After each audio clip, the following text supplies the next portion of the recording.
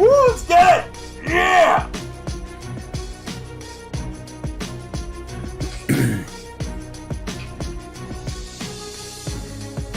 Oh, I'm diamonds right now. Let's go!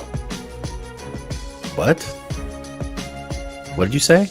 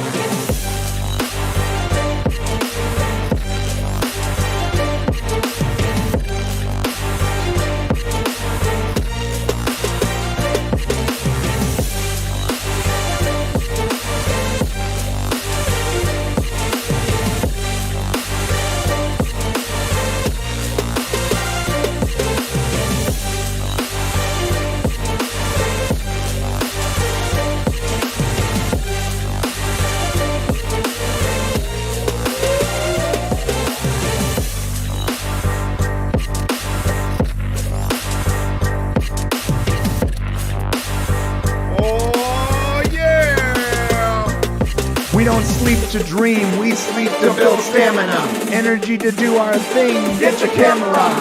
This show is about to begin, so sit down and buckle it in. Let's go!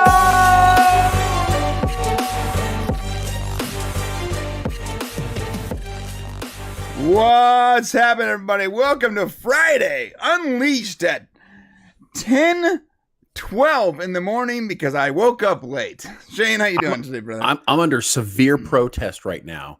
I was not allowed to have a hot mic, but you were. You had me on mute that whole time. I did not. Yes, because number one, you didn't answer me, so you definitely had me on mute. And number two, not true. I had some wonderful things to say during that time frame. I didn't even know there was a hot mic. So all right, I was. Well, I guess you I had a great hot mic moment. No, I muted both of us, which is probably wisely done. They heard you, Shane. They heard you. They didn't hear me. No, they heard you. And there is Brian with his hot mic. They definitely. Oh, I didn't see it. Okay, well, but it's okay. It's good. I'm a little late with the mute button. Sorry, guys. Listen, Brian takes about 2 hours to get ready, so I think by the end of this show, we'll be about ready for Brian to get going. So 100%. Yes, agreed. 100%. We got a great show for you guys today. Very exciting. We're going to be talking about Madam Web and some very interesting timing by Sony Pictures. We're going to be talking about The Hunger Games, The Ballad of Songbirds and Snakes, which we were able to watch last night. A little bit about Taika Waititi and his new movie, Next Goal Wins, as well as why he thinks that he's going to piss off a bunch of Star Wars fans with his new Star Wars movie. We got our box office bingo, which will be taking place later today. No, you know, it's not that. You know, it's not that. So. I'm sorry. What is it? Not. Our box office segment, guys. I think it's something with a B. And we're also going to talk about if the FCC is going to be stealing your First Amendment rights with Biden's digital equity plan a little later. And, of course, the Weekly Weird. And after that, we'll be going to the member section. But, Brian, we have a new announcement to make. It is both good and bad news. Before that, please, if you are here right now, smash the like button, like Hulk smash it. Because the algorithm wants you to smash the like button. That's very important that you do that. You have to Unless you care about your device, then just hit it gently. No, don't hit it gently. You need to smash it. You need a Hulk smash that mother. There are keyboards destroying all over the world right now. Smash it. And before we go to the announcement, remember we had the stream here last week. It was, 2 weeks ago. It was Michael Nemo. And okay. I'm about to reset it right now. So this week, you know, who knows who can be. I love how you turn a mistake into like a win. Like Michael Nemo went. So we don't know if Michael Nemo actually won that stream, but right now Michael Nemo just won. I forgot to reset the name. So congrats, Michael. You won. Looks like you won that one, bro. So yeah, don't let me forget that. Speaking of the weekly stream hero, we've got a really cool giveaway today. So make sure you guys get on that every time you super chat us. Of course, you start knocking down that HP there until you get your name up on the list. The person with the name up on the list longest wins the prize. Today's prize is not only are you going to get a Mixed Tees mystery shirt from our sponsor Mixed Tees, but you're on Falth, one of our members, close members, and awesome friend of the channel. He is donating an Xbox PC Game Pass, a 3-month Game Pass that will go along with this prize, where you can play on Xbox PC Game Pass for 3 months for free, and that's like a savings of like $90. Yeah, I can't. No, I can't win that. No, damn it, bro. So that's what we're gonna be giving away today. Thank you to Euron for donating that, and we appreciate you guys so much for supporting the channel. Yeah, we do. Okay, what's the announcement, Shane? So our announcement is Brian and I talked about it, and while we love doing a 3 to 4 hour live show plus sometimes an extra plus an extra hour members stream afterwards, we started to realize that perhaps it would be a little more interesting if we spread out our content a little bit. So starting next week, we will be doing a live show every Monday, Wednesday, and Friday at 10 a.m. It'll be about an hour. And then we'll also have an hour member stream. So you're getting the same content, but we're going to be spreading it out throughout the week so that you get a chance to sit in with us a little more frequently. We also found out that there's a lot of people who can't make the Friday show, and we want to give people an option to hang out a little more frequently during the week. Right, Brian? Yeah. So that's a good thing. Now, instead of one day you get to see our beautiful mugs. It's 3 days, but the shows are going to be shorter starting next week. Yes, yeah, we'll be pretty tight on that our regular live show. Then we'll go into the members for an hour after that, so you can opportunity for a lot more content, not only for the live show but also for our members. And 10 a.m. 10 a.m. Not PST. Did I say PM? No, they were asking EST. PST, so West Coast time. Oh yeah, we forget that people other than that watch us outside of the state. So yes, we Pacific Standard Time. Thanks. So what time is that on the East Coast, Shane? It's 1 p.m. on the East Coast. No, it's not. 10 a.m. is 1 p.m. Yeah. Is it 1 p.m.? 3 hours ahead. Yeah. Now, unless you live in Maine, certain parts of Maine, then it'll be 2 p.m. Oh, okay. Well, or if you live in Puerto Rico, 2 p.m. You did the you want me to keep the Bahamas, 3 p.m. Okay. If you're over in the UK, I don't know. The math's too hard right now. But Monday, Wednesday, Friday, 10 a.m. Pacific Coast time. Let's go. Let's go. Okay. Danny for $2. Thank you, Danny. Says, sorry I missed you in Vegas, bro. Yeah, I'm sorry I missed you. I texted you and you got back to me like 9 hours later, dude. But it was also my fault. But when you got back to me, I was busy watching the Marvels with my kids. No, that must have been a fun time. Oh, it was great. I enjoyed watching it a second time. It was great. Well, speaking of the Marvels, it's actually even though the movie came out last week, and it was the lowest opening of a Marvel movie of all time. Yeah, we had an interesting thing happen. One of our first topics where we talk is there something else you want to talk about today before we get it? It just seemed like that was a great transition to be able to go into what we're talking about. So no, I have it's a personal annoyance. I have roughly 43 hours of work to do over the next few days. Just tedious, mind-numbing work. But the good news is this kind of work I can actually watch TV while I'm working. It's not like editing or something that requires me to listen. And there's an entertainment element. Yes, and I have been watching John Hannah movies and TV shows, and man, do I got a lot of respect for that actor. He was always a secondary guy, like the sidekick from The Mummy, that kind of guy. And damn, dude, that guy's awesome. Agents of S.H.I.E.L.D., Black Mirror, Spartacus, Pandemonium, a lot of stuff. But those are the ones I've watched so far, and he's really what an actor, dude. All right, if you haven't seen him, check it out. I was thinking of going on like a Nicolas Cage bender, but there's other things going on right now. So, so that's it. Let's go into Madam Web. So we got the announcement last week. Was it last week or early this week? When did it come out? It was early this week. Madam Web was earlier this week. I think it was Tuesday. Yes, it was Monday, right? Monday. Because so Madam Web came out with their trailer, I think, on Monday, and that was just after the Marvels had like this just soul crushing opening weekend where like superhero fatigue is real, and honestly, nobody likes Captain Marvel, at least played as with the current actress playing her. So it turned out really bad. Nobody showed up to the movie. In my theater for the Marvels, there was like six people in the theater, as opposed to when I saw the Hunger Games last night, where the 9:30 showing on a Thursday night, the theater was half full, which I think is saying good things about what's to come with the Hunger Games movie, which we can talk about later. Yeah, I don't know. I know you're not into Hunger Games stuff, but there is like a mad, rabid following for Hunger Games, and as we're going to find out, the actor who played Snow killed it in this movie. So, but for Madam Web, so the timing for Madam Web. Now, here, a couple interesting things. Number one, Madam Web is not a Marvel MCU movie. Technically, it's made by Sony Pictures. I mean, Spider-Man is technically in the MCU now, but this is not a partnership with Disney. Well, but in the last Spider-Man movie, it showed that he was part of the same multiverse as Venom. What I'm trying to tell you is made by the people. Who it's being made by. Yeah, you're right. It's being made by Sony, it's not critical. Not Disney Marvel.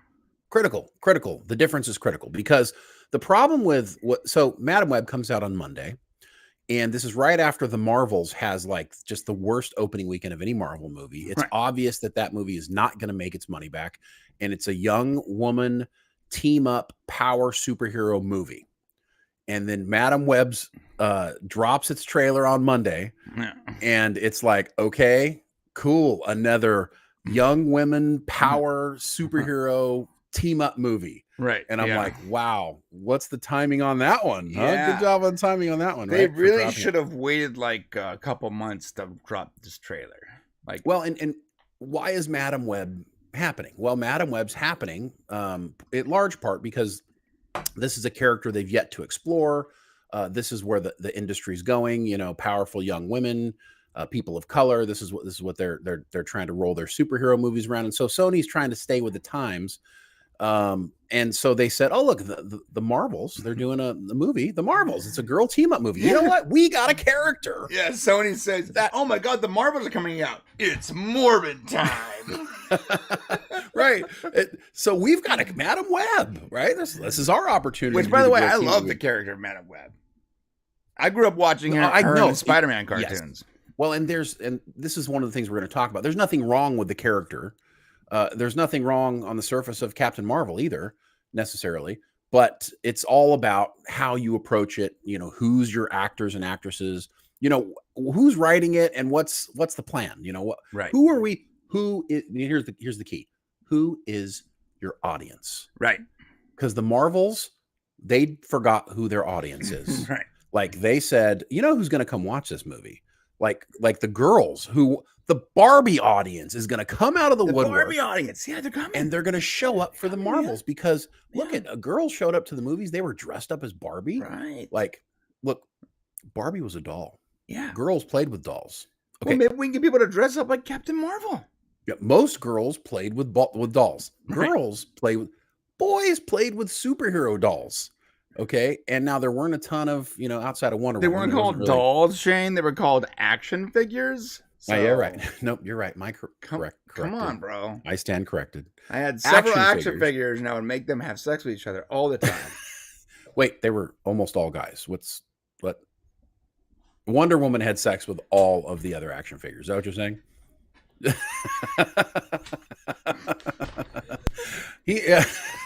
I think you're just confusing Barbie, and I think you got a little Barbie action in there too. Okay, so anyways, the point I'm making, my sister's Barbies, they got some use. Tough times. That's all I'm gonna say. That's all I'm gonna say.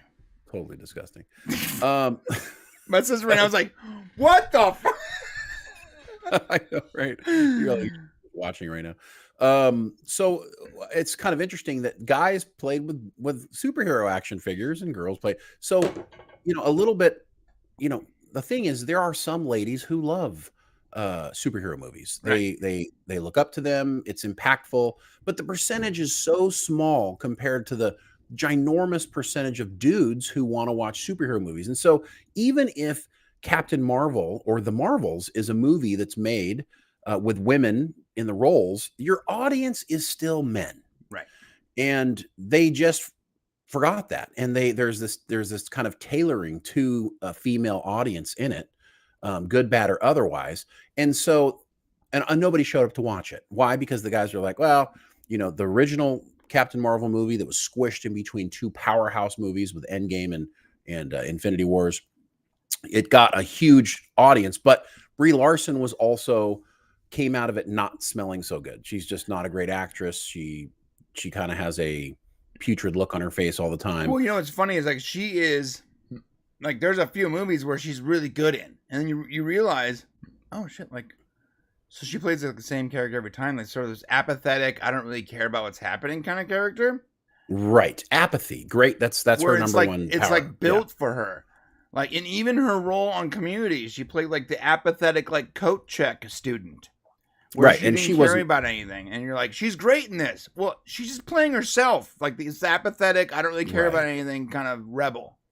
Yeah, so when they shoehorned her into this Captain Marvel role, because she was an outspoken proponent of everything woke, I guess is the right term. I guess. Yeah.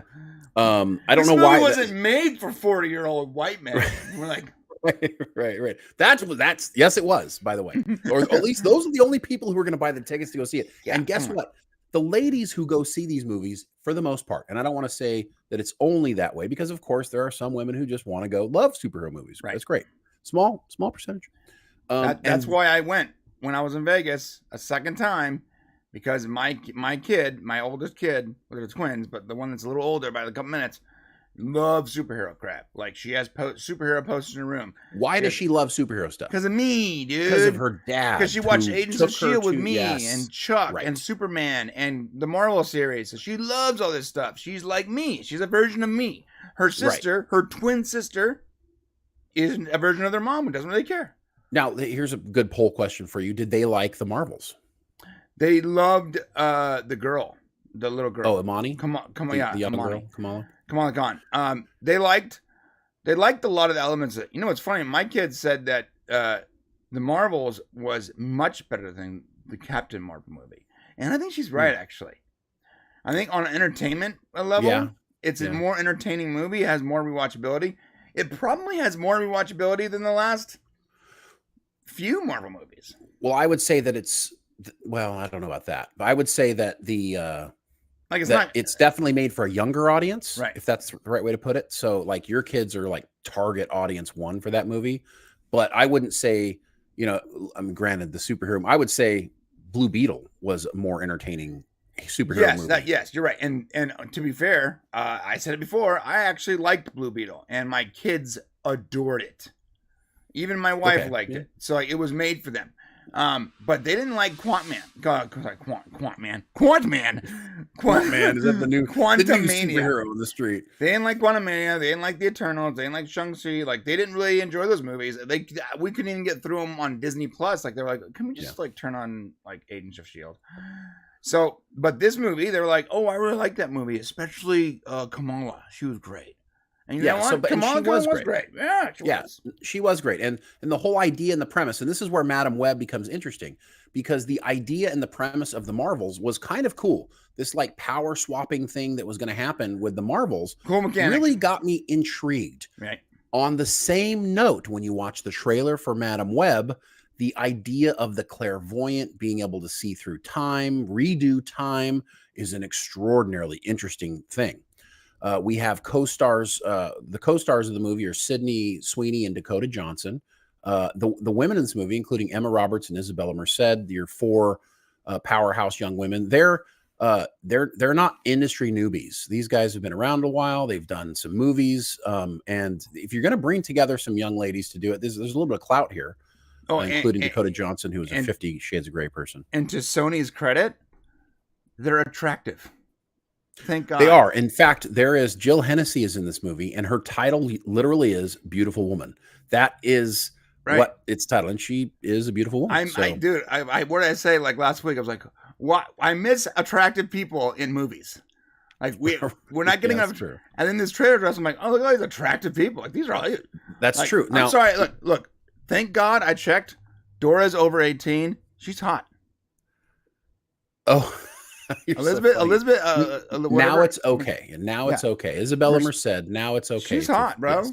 There was a time when you could not, but and now so is Sweeney. She's hot. Which is weird to even think that there's that dichotomy. But Dakota's hot. They're all hot. They're all hot. Even like which is good. And now Uncle Ben's hot too for some reason. Like, right. Adam Scott plays Ben Parker, and I love Adam Scott to death. Adam Scott's wonderful. And if you've watched him in, I would die on that hill. Not Community. Parks and Recs.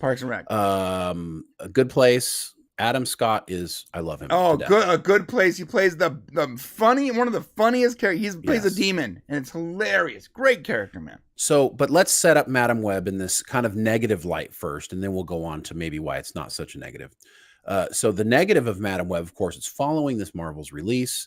And as you're going through the trailer, it's like, okay, you got Madam Web. Okay, obviously this is like where superheroes are going right now. So I'm not surprised or shocked at all.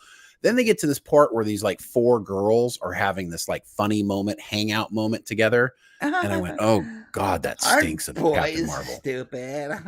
Right. And I'm like, if you're making this trailer and you see what happens over the weekend, like recut that damn trailer before you, and just take out that section altogether. I mean, Right. the movie is going to be about these 4 women who basically are a superhero team of you know, assist web spinners. I don't know. Well, they don't know they're Spider women yet. They don't know that yet. But, listen, Madam Web goes back a long time. It was created back in November 1980. She was basically a sidekick to Spider-Man, right, as he was needed, as he needed her skills. Sort of anti-hero too. A little bit anti-hero. Generally, she was an older character in the comics. Yeah. There is a comic where she came out as a younger version of herself, and I'm sure that's the one they chose to take here. Yeah, so it's the origin.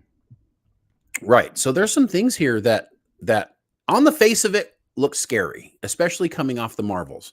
But if they can do it right, this can be a really good movie. And I got to tell you, the fact that Sony's making it is a huge thing.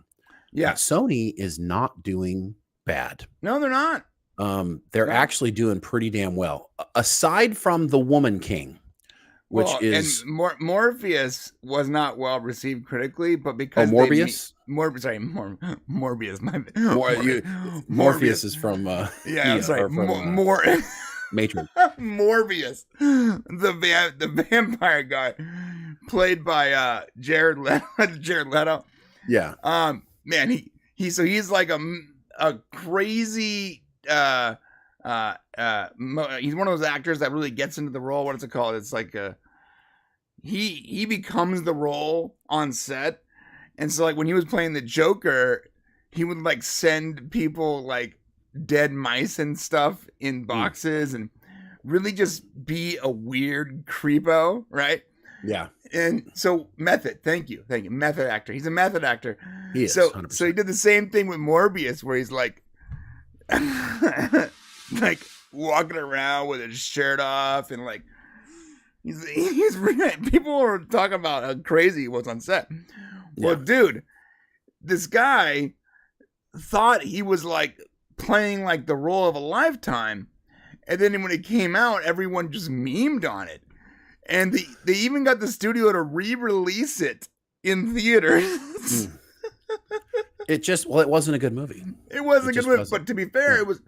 Maybe there's a good movie there, but with the one we saw, it was not good. Someone didn't cut it right because there's I don't think it's a Jared Leto problem. No, I don't think so. I think he's probably too big for that movie. It's like everything around him swallowed. But anyways, this isn't about Jared Leto. But Madam Web is in the Morbius universe along with Venom. Venom. Well, all these things. Sony's good at Spider-Man stuff. Spider-Man No Way From Home. Spider-Man Across the Spider-Verse.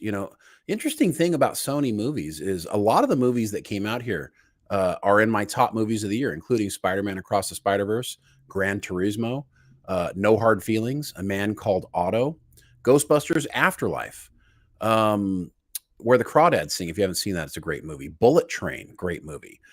Dumb Money, The Pope's Exorcist. Oh, I love Dumb Money. I loved that movie. Yeah, all of these movies, The Equalizer 3, are movies that A, were relatively good, and B, were not woke.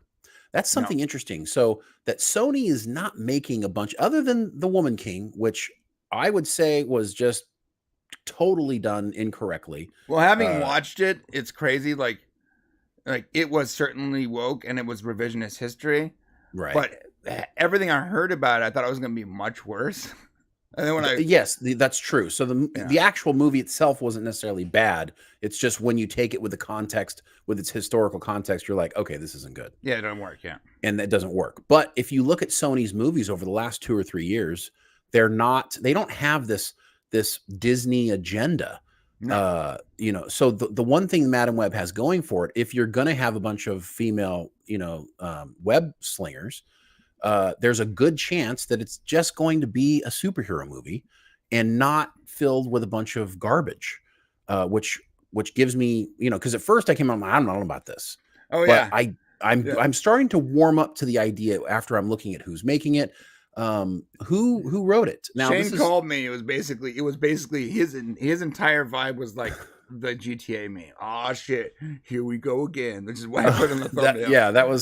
That's kind of what it felt like in the beginning. And then I did a little bit further research into it. And listen, we try not to judge movies before they come out, unless there's like a track record, that you can kind of go by and you kind of, well, kind of expect this. And I got a little bit of heat on Twitter for having this kind of take without seeing the movie. But I mean, coming off of the Marvels, you can't blame me for having this initial know your audience. Yeah. So go ahead. No, you're right. Even I felt like you were going a little bit, your take was a little bit hot, having watched the trailer. I'm like, but then again, I remembered Shane didn't watch the animated Spider-Man, as far as I know, right? You did? No, I did. Yeah, I love animated Spider-Man. Then how do you not remember Madam Web? She was like an entire season character. It's not about not remembering Madam Web. It's not about whether or not the character is worthy of being in it. It is. It's the question of, in today's time and what's going on right now with the way superhero movies are being made, centered on this young woman. I'm not hitting my target audience demographic. That's where my mind is. It's not about whether or not the character deserves it. It's about whether or not the studio can make the right decisions with the character based on their viewing audience. That was my concern. I feel like the character is necessary to continue the Spider-Man story. Where we're at right now with Spider-Man, he hooked up with his multiverse doppelgangers, and even in the Into the Spider-Verse, we had the live-action Prowler. So, like, these movies are connected, which means that there needs to be some kind of connection or pivotal point. And Madam Web is the character that connects all these movies. Sure. Now, okay. But how Madam Web is done. So, Madam Web gets her own girl movie, like girl power movie, or Madam Web introduced with Spider-Man, a la Wonder Woman introduced with the Justice League characters. You know, like her origin first to understand her. Well, you didn't get the origin for, that's not true, because you didn't get Wonder Woman's origin before you got her. She was in Batman and Superman before. Yeah, she made a brief appearance. You're right. Yeah, but it wasn't brief. She was huge in that movie. No, it wasn't brief. She had a huge. There is no reason why Madam Web versus Superman. Yeah, there is no reason. Yeah, she had a huge part in it, and there's no reason why Madam Web couldn't be in a Spider-Man movie first and then get her origin story. She is not Iron Man, bro. Iron Man was the origin story for the Marvel Cinematic Universe. No, I know, but it would have been smart maybe to interject her, and maybe at the end of the last movie when he's like in his apartment, maybe she shows up in the background. More than that, she can do more than that. It doesn't need to be a taste. You can actually have an interacted superhero. She's don't want to put character. They don't want to put men and women together. Maybe you're right, but she's a complicated character. Wonder Woman is not a complicated character, bro. I just feel like they're struggling these days with putting together the male and female superhero characters and combining them in a way. It seems like there's a very segregated fashion that these superheroes are being dealt with. And I just feel like the traditional team up, because they're afraid that the male superhero is going to dominate the female superhero, and they don't want to put them in movies together. Maybe you're right, but I don't think the Wonder Woman comparison is apt, because Wonder Woman's a simple character, and she's way more known by the general audience. Like, even normies know who Wonder Woman is. You could have introduced Madam Web in a very interesting way in any one of these Spider-Man movies. No, but made people go, "Whoa, who's that?" I'm sorry, that's not true. The movie with the 3 Spider-Men, the air was already sucked out of the room when you have 5 villains and 3 Spider-Men. That's true. No, it wouldn't have been good to have her in that one. You're right, but she could have been in the one before that. Maybe the one before. Yeah, the one when he was in Paris. Yeah, that could have been a cool. And her older self maybe could have done it. Sure, absolutely. But then you still have to go back and explain the character, which is fine. It's more movies to make, man. I'm just saying, but yeah. Like, the problem is you set her out. You're putting her out here. Not everybody knows Madam Web unless you're a huge comic book fan. You don't have a clue as to who this character is, or you love the animated series, right? You're just dangling her out there, right? You're dangling this character out there, and you're saying, "Sink or swim, babe." Because what's going to happen is a lot of superhero people who like superhero movies but aren't necessarily invested in the comics are going to go, "Oh, another one of these," as opposed to have seen some sort of interaction with her with Spider-Man in another movie, and now she gets her own story, a la Black Widow, right? In the Marvels, in the Avengers, right? Which came later, didn't do necessarily great, but it was COVID, So, anyways, I don't know. This movie might be fantastic. Yeah, the Black Widow movie. Yeah. I ended up liking that. I did too. Yeah. I didn't think it was a bad movie. It was entertaining. Yeah, when it first came out and I rush watched it for one of our shows, I was like, eh. But then after watching it with my kids, I'm like, actually, it's not, because it's more of about a family. It's not. Yeah, just her about, family dynamic made it interesting. Yeah, her dad's character was really cool. It's like there is that you can make a good female-led superhero movie, 100%. Mm-hmm. You can do that, no problem. Yeah, and I completely believe that. I think you're right. Sony doesn't have a track record of making everything ultra woke. It's entirely possible this movie is going to be a good movie, right? And just on the surface, especially coming off of Marvel's, it looks like they're making the same mistake, especially when the character is tangentially connected to the Marvel universe, and a lot of normies don't really know the difference between a Spider-Man movie. Difference. Yeah, and this is a huge marketing blunder. No matter how good the movie is, so what's going to end up happening is likely story is going to be people aren't going to show up to see this movie. If it's good, the people who do go see it go, that's a pretty damn good movie. And then you're going to see a resurgence for the movie. So you're probably going to have a really weak opening weekend for Madam Web. And then if the movie's good, then you'll probably see that second weekend resurgence and then maybe a pickup in the movie where it actually becomes successful. But I think that the timing of this is just tragic. The writer of the movie is S.J. Clarkson. That name probably sounds pretty familiar to you, because at one time S.J. Clarkson was the director for Star Trek 4. Oh, no joke! The new Star Trek 4 movie back in 2018. Of course, that ended up going a completely different route. She would have been the first Star Trek female director. S.J. Clarkson is a British writer director. She's done a lot more directing than she has done writing. She's known for TV miniseries called The Defenders, Life on Mars, and of course Jessica Jones, which I think you're familiar with, right, Brian? I am, yeah. I think that. What did you think of Jessica Jones? Jessica Jones is interesting because I didn't like the Netflix MCU as much as everyone else did. Jessica Jones, the character is sort of cool. The actress that plays her is pretty fun to watch. She was in a show called Don't Tell the Bee in Apartment 23 or something like that, which was brilliantly funny and so like self-aware. I think that she was a fun actress to watch play. I don't think they fleshed the character out as well as they could, and by the time they got to the end of that series, it had already run out of steam. And I believe that the team up was completely useless. I think that Iron Fist was worthless. I think aside from Jessica Jones and Daredevil, the rest of the characters were forgettable at most.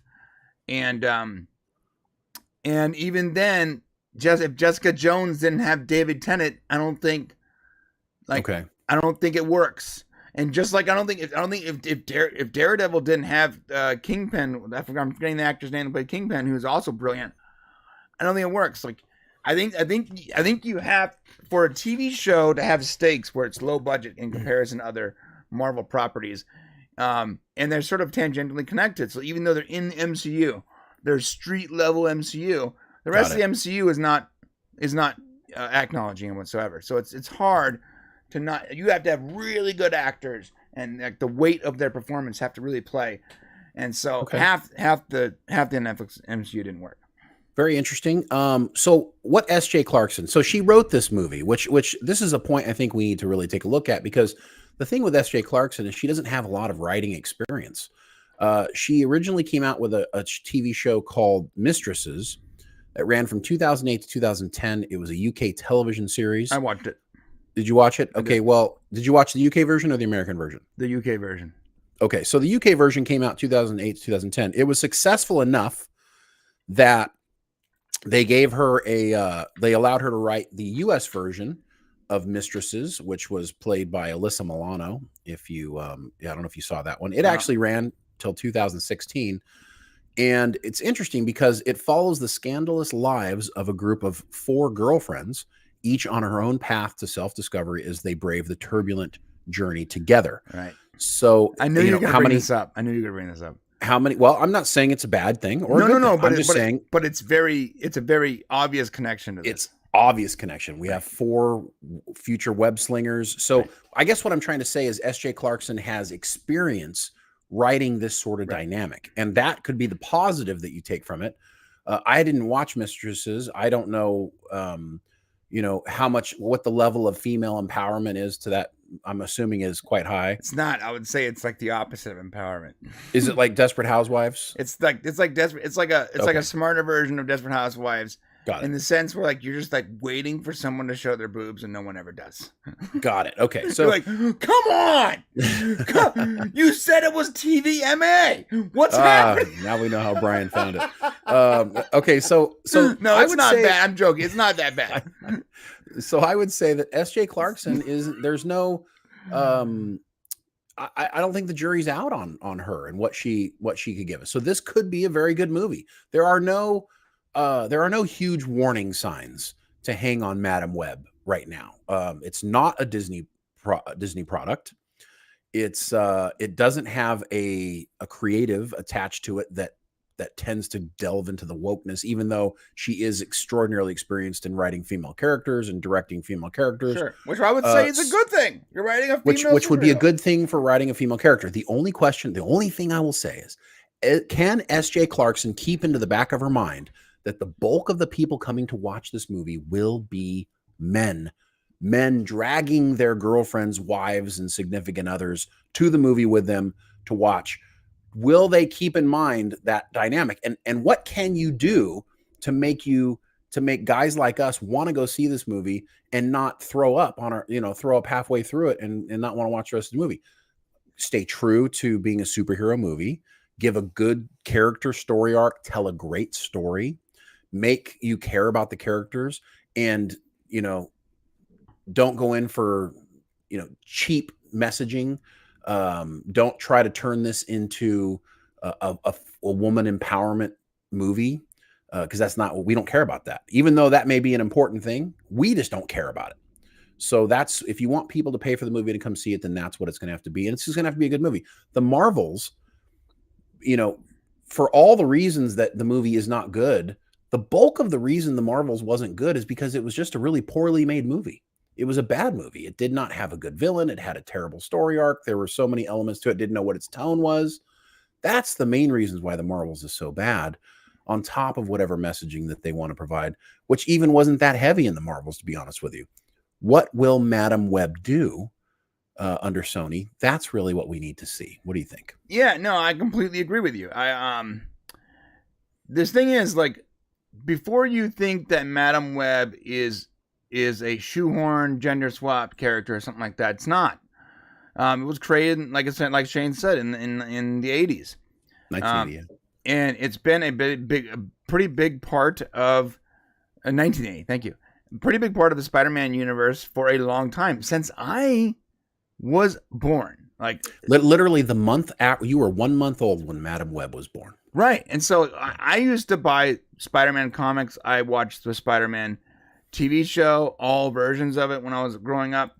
And Madam Web was constantly a part of that mythos.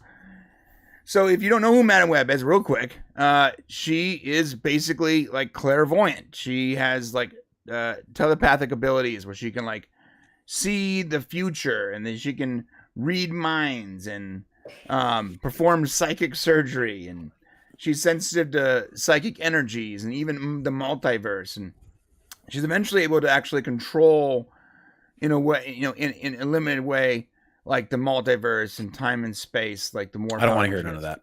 I don't want to hear none of that shit. I hate any. That's the whole thing that bothers me with Doctor Strange and this whole multiverse stuff. So let's just stay away from that. Well, hopefully they stay away from that. Yeah, the going theory is that they're going to use her in a future movie to close the multiverse off. In fact, I would love that. That would be great. I think Spider-Man, Marvel, I think all these movies that are multiverse centric movies, I think they're going to be closed. And you know what? This is the comic books all over again. They're just going to close all these off. They're going to shrink the world back down and then rebuild it back up till it's another multiverse thing, then close it off. The comic books have been doing this for years. But the character has been around for a very, very long time. She's three-dimensional. She has depth. She's both an anti-hero. She's both a friend and a foe. She is so smart. It really depends on on what her motivations are, on whether or not she's going to be a good guy or not so good guy that week. And these characters are interesting. The characters that she's saving, not as old, not as seasoned. They're definitely, most of these characters are much newer characters.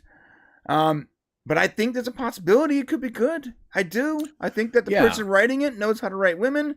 I believe that she has a good track history with it. I think the character is cool.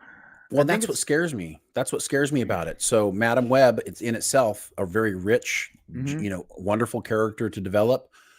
When you decide you're going to make this movie, you're like, you know what? Let's go grab 3 other young girls to hang out with her. You know, and that being the first thought is what bothers me, I think, initially. Why not stay true to the character, tie her in with the larger Spider-Man universe, and let us care about this character before you delve into a universe where she has, a team like that. I think that would be a better way to introduce the character so that, because we're having trust issues right now with, like, is this a movie I want to spend my money on? Because is it made for me? Do I care? And so that's, I think, something we're dealing with. And I really do hope they do something good with it, because honestly, we really need good superhero movies. People aren't going to like this, but I actually think that, and I don't think they're going to do this. I think they're going to have to show these characters as Spider Women, because that's what people are going to expect.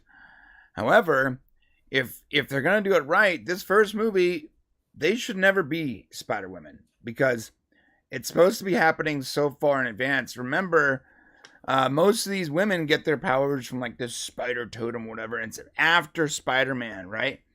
So she is supposed to be saving them before she is at her full strength as an older woman, way before Spider-Man, and this character is supposed to be killing them off before they can become spider people, which means if they become spider people by the end of this movie to fight the big bad, it won't really make a whole lot of sense, because Spider-Man is like, he is like the linchpin that sort of creates all these spider people. And so if Spider-Man doesn't exist yet, then these people really shouldn't exist. So maybe she sees their future, but they really shouldn't become spider people at the end of this movie.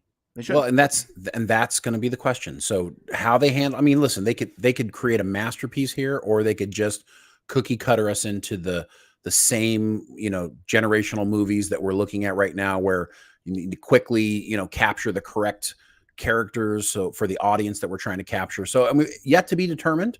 It still could be good. There are some things that concern me, but there's also the fact that Sony's doing it is I think is a good thing. And S.J. Clarkson, I think she has the potential. She's probably the right person for the job. So let's see what happens. Yeah, someone said, so Peter Parker's like John Connor. Yeah, this movie is like Terminator, right? Yeah, good call. Yeah. Where you have this character that is trying to change the future, and so he's going back in time to kill the spider women that are going to kill him eventually. And then you have Madam Web, who's basically Sarah Connor, and right now she's like a waitress. You know what I mean? She's a waitress, and then she is thrust into this world where she has to use. She always thought she was like a weird, like she had mental issues, and she used her limited clairvoyant abilities to be a first responder, so she's a good person. And so she starts to like develop her abilities more so she can help these women that she sort of tangentially knows to escape this. So this person wasn't supposed to come back in time. These people are not supposed to be Spider-Man. Dirk Knight says, movies happening in the past, Peter Parker's parents are in it. Yes. So these girls that are girls now should not be Spider Women for another 20 years. Which Madam Web is an older character, so it makes sense to roll it back. I mean, actually, it all lines up as it should in that way. Now, I wonder if they become Spider people earlier because of this guy's messing with past. Possibly, yeah. I mean, like I said, I think the key is going to be having these other 3 female characters in there. What's their purpose? What's their point? Why are they in this movie? Are they in this movie because we need a girl team up movie? Or are they in this movie because it makes the movie better? It makes the character better. It makes the Spider-Man universe better. What's the reason? I mean, that's going to be the bottom line. And we won't know that till it comes out, unfortunately. I hope I don't get to see any more trailers because one was enough. Right. And unfortunately, there will be more coming out. And hopefully if they're very smart, I will give the suggestion, stay away from showing pithy girl hangout scenes. Okay. Because we just don't want to see those. I don't think, at least I don't want to see it. And I don't think most guys are ready to want to go to superhero movies to watch, Sisterhood of the Traveling Pants. So I'm just, I mean, saying. like I said, worst case scenario, it's not a good movie, but at least everyone is hot. You know? And all of this, by the way, all of this sounds sexist in so many different ways. I'm saying, not only what I said, not only what I said about the Sisterhood of the Traveling Pants and Brian said about them being hot. The reality is they're all we're hot. just giving you an honest impression of what men. Now we can say the politically correct thing, which would be like, oh, it's fantastic. They're all very talented and there are beautiful people who love the Sisterhood of the Traveling Pants. I absolutely love that movie. There are things that were they're called all unattractive.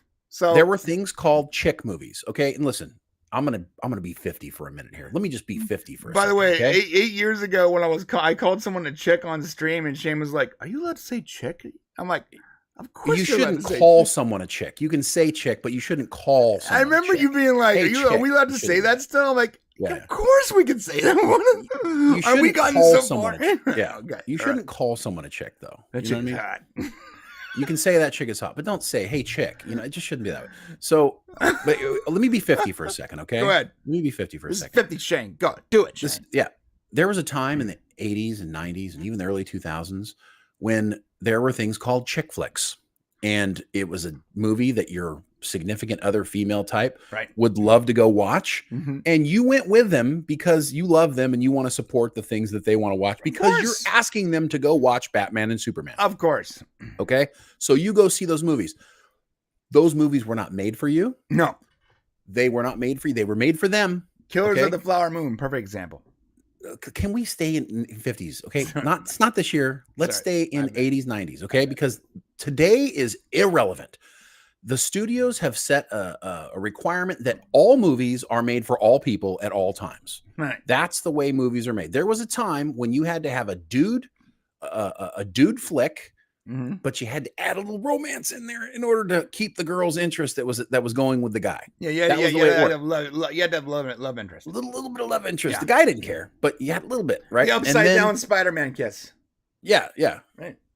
Well, sure. So you had to have a little bit. So, and then the same thing happened with chick flicks. You would have, the dude, we got to add a little bit of action for the dudes. No, it was almost like, if a chick flick, but the chicks have to be really attractive. So the guys have something to watch for like an hour. That's true too. Right. Because the dudes are really hot in chick flick movies. Right. So the point is that it's now offensive today to have a chick flick movie or a dude movie. The reality is movies are made for certain people. You're trying to get a demographic in, and by pandering to all demographics, you're pandering to no demographics, and that's the problem. And you're rolling the dice, man. You're rolling the dice. Do you want to make money off of these movies? Right. That's really what we're talking about here. Is I'm seeing a slight shift though, Shane. Like when I watched No Hard Feelings with Jennifer Lawrence, which I never really liked until I watched that movie.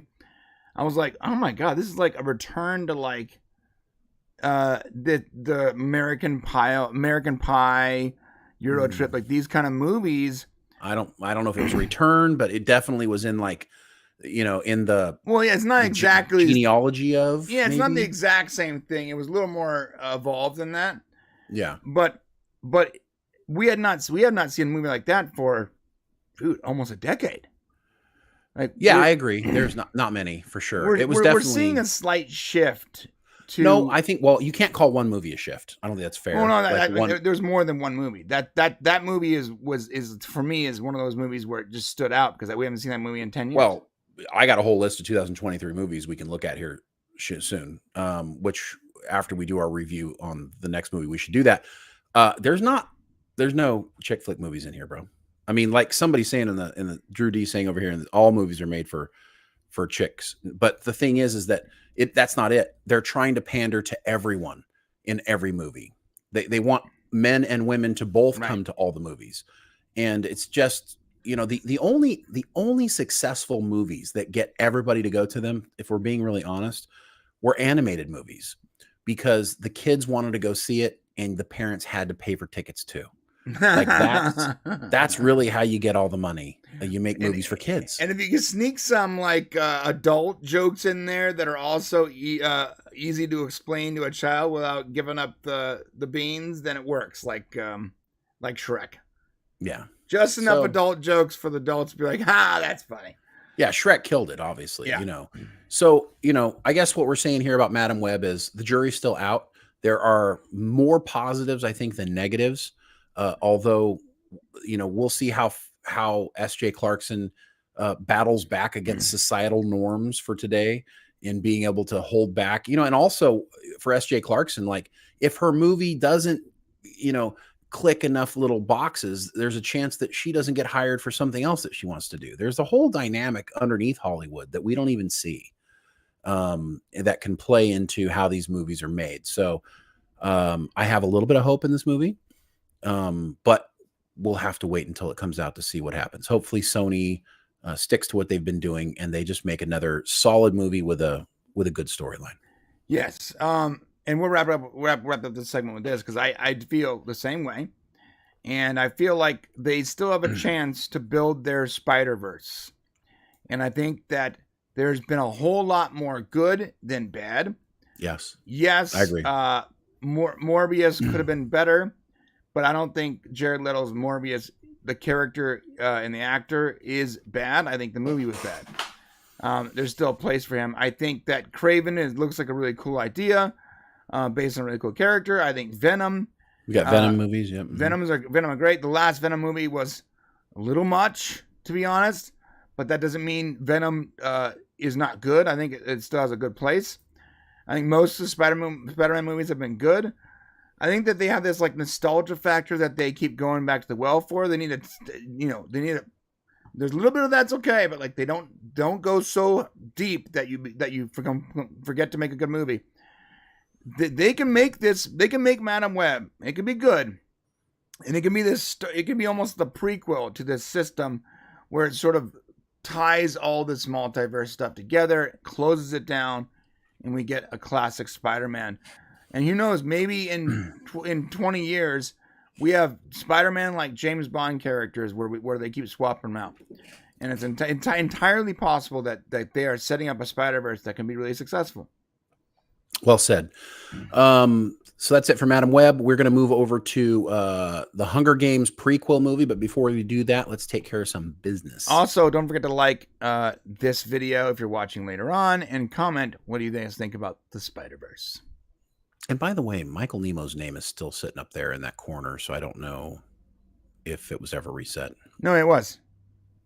It was reset. Yeah, here's his... He's only last super chat. He is the last super chat. Okay, so I see. He jumped up on the screen right now. Got it. Okay, cool. And Michael Nemo for $5. Thank you, Michael Nemo. He says DC's coming out with gender swap film based on El Dorado, Samurai, Apache Chief, and Black Lightning. Really? Oh, that is rough. Let me take a look at that real quick. El Dorado Super Friends. Is that the one? Is it the let's see. El Dorado. So Apache Chief was the Native American character that can grow really big. Ooh. He's basically Ant-Man. And Black Lightning is basically a black guy with lightning powers. That's what it is. I have never liked the character of Black Lightning, just to be clear. You want a black lightning power guy? Static Shock. All the way. Black Lightning always felt like, hey guys, you guys like Static Shock? Let's make it even more urban. You know what I mean? And it never worked out for me. I never liked it. Static Shock, great character. The character is not based on his ethnicity. Right? Right. It's just a character that happens to be black that also has electric powers. Black Lightning is like, I'm black and I'm lightning. Oh yeah. Right. And you're like, what the F? It's almost early. Racist. Yeah. Well, that was early trying to break into, trying to bring in some other characters, superheroes that are different races. There was that early, like, what was the It's not he's not a superhero, but from the 70s, like Starsky and Hutch era. It's he was a superhero, black superhero guy. But he's not a superhero. He's like a yeah. Oh, I know what you're talking about. who yeah, is he's like he kicks butt. What is the guy's name? He's an ass kicking black guy. He's like a pimp, but he's not a pimp. He's like a pimp cop. Well, you got Huggy Bear from Starsky and Hutch, but you had I know what it's like about. It's one word and it's very short and it's Shaft. It's Shaft. Oh, so Shaft. Yeah, right, Shaft. Right. Thank you. Okay. So Shaft was cool, but that was like we want to have a badass black dude. And so there was that era in time where there was a little bit of it was a little racist, the kind of the way things drawn out. But here's the deal with Michael Nemo's comment. Like anytime you gender swap a character intentionally, it's just going to fail because it doesn't feel true to it. And audiences are not stupid. Like they're immediately going to know that doesn't work. So even if it does come out, then DC is making a huge mistake. I mean, there's no reason to gender swap people. There are plenty of male and female characters out there. Michael Nemo got us because for $2 later, he says, April Fools. It's not April, Michael. And then for another $5 from Michael Nemo, he says, see how easy it is to believe that horrible rumor. Well, see, that's the thing is, if you notice, I did not immediately believe it. So this has been a big thing for me lately. Is I'm ultra concerned about the fact that people tend to just believe everything that they're said. I'm having these like conversations with my kids daily that they're telling me things, and I'm like, well, how do you know that's true? I said, well, they said it on TikTok. I'm like, okay, all stop. Okay. And we're having this thing right now with our society where we can't really, people just believe what they're told. And like what Michael put out, and I'm like, first thing I did was look it up and I didn't find anything. And I'm like, oh, okay. So we'll see. Of course we appreciate any information and we'll treat it with, well, if that's true, well, then this is what we think, I guess. So, right. Doomed. Huh? Thank you, Doomed. For $5, it says, maybe we have to print the petition out and mail it to Paramount so they'll remember to make Star Trek Legacy. Oh, they know about Star Trek Legacy. They do. And we will be having a Star Trek Legacy update video coming out soon. There's a lot of stuff to talk about with that we're just trying to sort out. And there's a lot of players. So. Yeah. Well, and now that there's so many things happening behind the scenes. I mean, from the rumors, the rumors that Alex Kurtzman is going to go work for somebody else. What was it? For Stargate, right? Or something like that. Something like that. Oh, yeah. Well, so anyways, there's some weird rumors out there that that may or may not necessarily, are definitely not true. But there's some interesting things happening out there, especially around Star Trek right now. And I think that they're, quote unquote, trying to get their shit together for a few things. Right. And Star Trek Legacy is something that is being kicked around. It's going to come down to money, frankly speaking. And we can talk more about Star Trek. I know Strange New World Season 3 got into production. So, yes. Good. Hey, John Burns, 699. Hey, John. Thank you, sir. He says, okay, funny April Fool. Gender swapped Apache Chief is Attack of the 50-Foot Woman. That's true. That is true. Yeah, if you gendered, it's just basically that. That's funny. And Apache Chief was sort of racist, though. It's like, I grow very big. You're like, whoa, what the? Why? But okay, is it racist? Because do you hate Native Americans because of Apache Chief? No. It's so. Is it insensitive to Native Americans? It's a massive stereotype. Like, of course, it's like they took a character from like an 1890s based Western, Yeah. It just never really worked in like the modern age. And a lot of characters didn't, but it's like changing the names of sports teams, like the Washington Redskins, like, they've been the Washington Redskins for a long time. And I don't think anybody thought, you know what? Washington Redskins. I hate Indians. I hate Native Americans. I don't think anybody thought that, but because it was insensitive to Native Americans and some of the tribes were like, oh, I need some attention. You get rid of that. I would argue that they're going to forget about you if you keep removing everything that has Native American in it. I need attention. Me grow very big. Kenneth LaRoque, thank you for the $4 super sticker. Appreciate that, brother. Yeah, thank you guys so much for supporting. Oh, so we have a tip from in our Streamlabs. We do have a Streamlabs link, top right, streamlabs.com/podcast live or popcast.co. And we can't display that stuff on screen automatically, but we did see your super chat there, Drew. For $5, he says, "Don't you think having so many strong women films only undermines them all by saturating the market?" Yeah. Case in point, like the Marvels is such a flop for most people that a trailer about a group of superhero women dropping the weekend after is like, oh, dude, like we all felt that immediately. Yeah. It was your first thought was, and that you're going to have a hard time not comparing Madam Web to the Marvels coming up. It's going to happen. And the reality is to what Drew's saying there is that,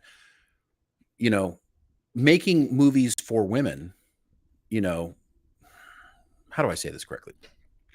Ladies like to go to the movies, but I would argue that dudes like to go to the movies a little more. Sure. I would argue that is the case. The summer blockbuster was not made around girls going to the movies. They had big action blockbusters, more than women, right? Like big action blockbusters. My wife, she'll come and watch these movies. She likes them, but she doesn't want to watch the John Wicks. She doesn't want to watch, the movies that got everybody into the theater. Right. You know what I mean? So I would say you're right. If you make a bunch of movies all targeting the ladies, chances of box office success are going to be lower when you got guys going, "Oh, I'm sorry, babe, I got to go to work," or "I can't go see that movie. Maybe call one of the girls. I can't go. I got to take out the trash. Is your sister around? Call your sister. Yeah, the lawn needs mowed. I don't know. So the problem is all of a sudden, all the men are all getting their chores done. Like, yeah. And the ladies the are flower smart. moon too. Oh, that sounds great, but I have so many things to fix around the house. The women get smart and they're like, "Oh, I know how to get them to do stuff around here. Let's go see Traveling Sisterhood of the Pants too." I think there actually might be a Sisterhood of the Traveling Pants too. By the way, I wouldn't be surprised. First one was pretty successful. I just found out there's like a My Fat Greek Wedding 4, and I'm like, was it 4 or 3? Or 3? Yeah. 3. And I was like, there was 2 other of these movies. Well, I knew there was one. I was shocked there was a second one. To be honest with you, but no. So yeah, thank you, Kenneth LaRoque. Also another $5 for just to donate. Appreciate that, brother. Also, Chappie here said it's not super chat, but it's something that does annoy me. He says, "I never want to see the Washington Commanders ever deserve to win again."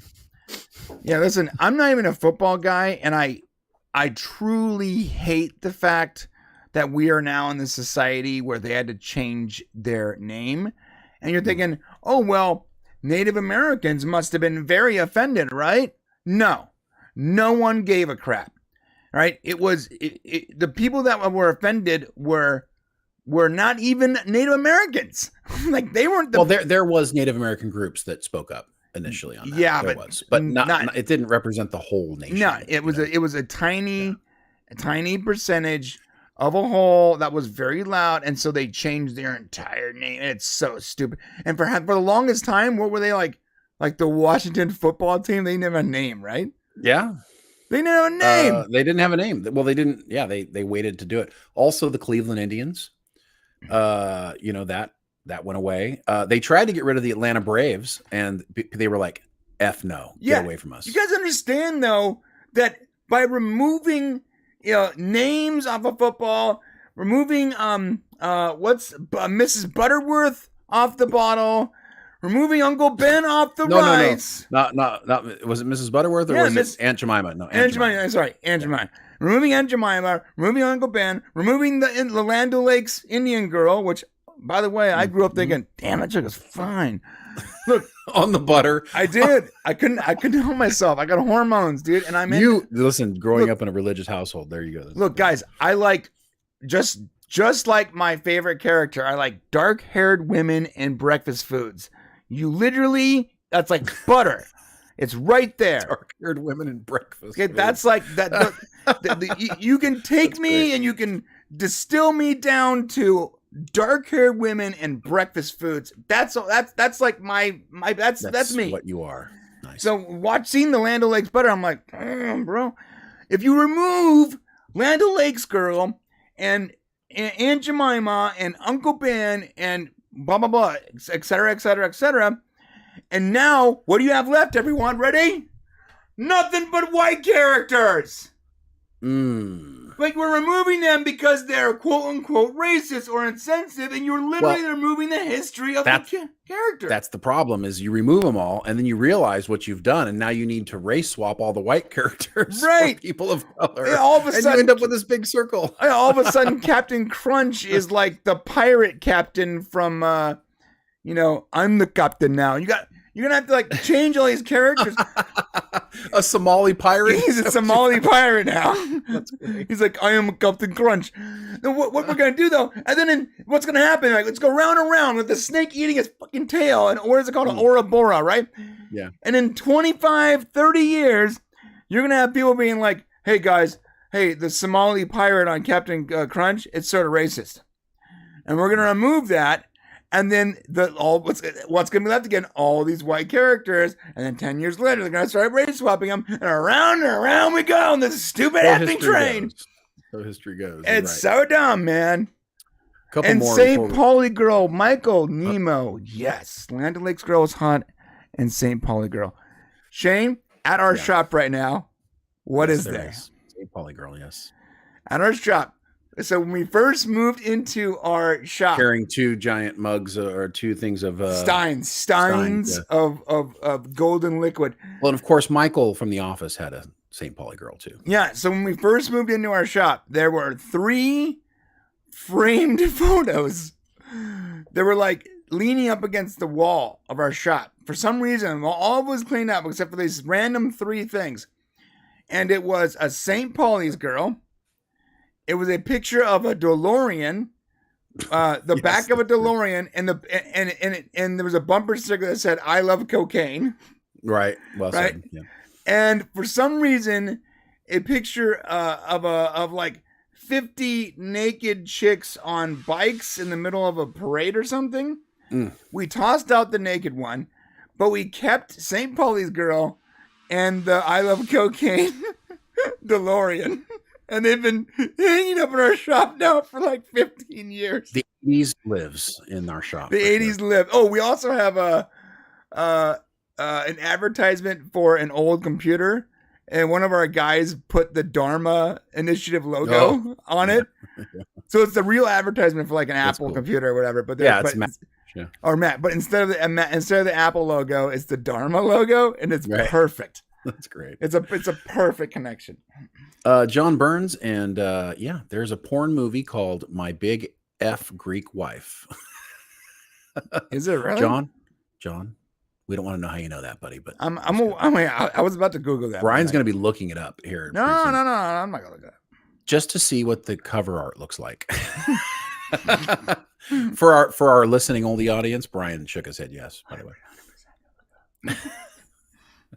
I don't know what all you're right, talking about. So now that we've Lucky Charms offends me as an Irishman. I agree. No more mascots. As half Dracolian vampire, I don't think we should have the Choco vampire guy, whatever his name is. Hey, you just stay the hell away from Choco vampire. I don't even know what they call it. Count Chocula. Count Chocula was my favorite of all of the weird Frankenberries and Ghost. What about the Rice Krispie kids? They're elves, dude. Oh, are they? Yeah, they're just little elves. Oh, I thought they were just a few twinks that they found at the mall and they threw them in a commercial. They're cartoon characters, bro. They're not even real things. I couldn't. Let's move on to something that a little bit. Wait, one more before we go. All right, John Burns says it's all about the cover art with pornography. That's right.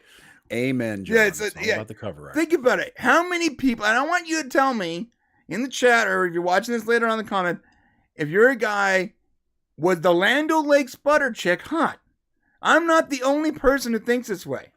I thought it was a pretty small drawing. So I guess But she was hot. And let's get a picture of it. Pull it up. all right, okay, we gotta pull up Land O'Lakes Butter Girl. All right, let's see. I mean, honestly, is she still not on it? No, she's not on anymore. I buy Land O'Lakes, and this is not okay. It's not. No, I feel like I might be having one of those Mandela effect moments. No, yeah, they got rid of the Butter Girl. Because I feel like I just bought this last week and she was on it. Oh, I guess not. I don't know. Do you got the picture? Yeah, I'm showing you right now.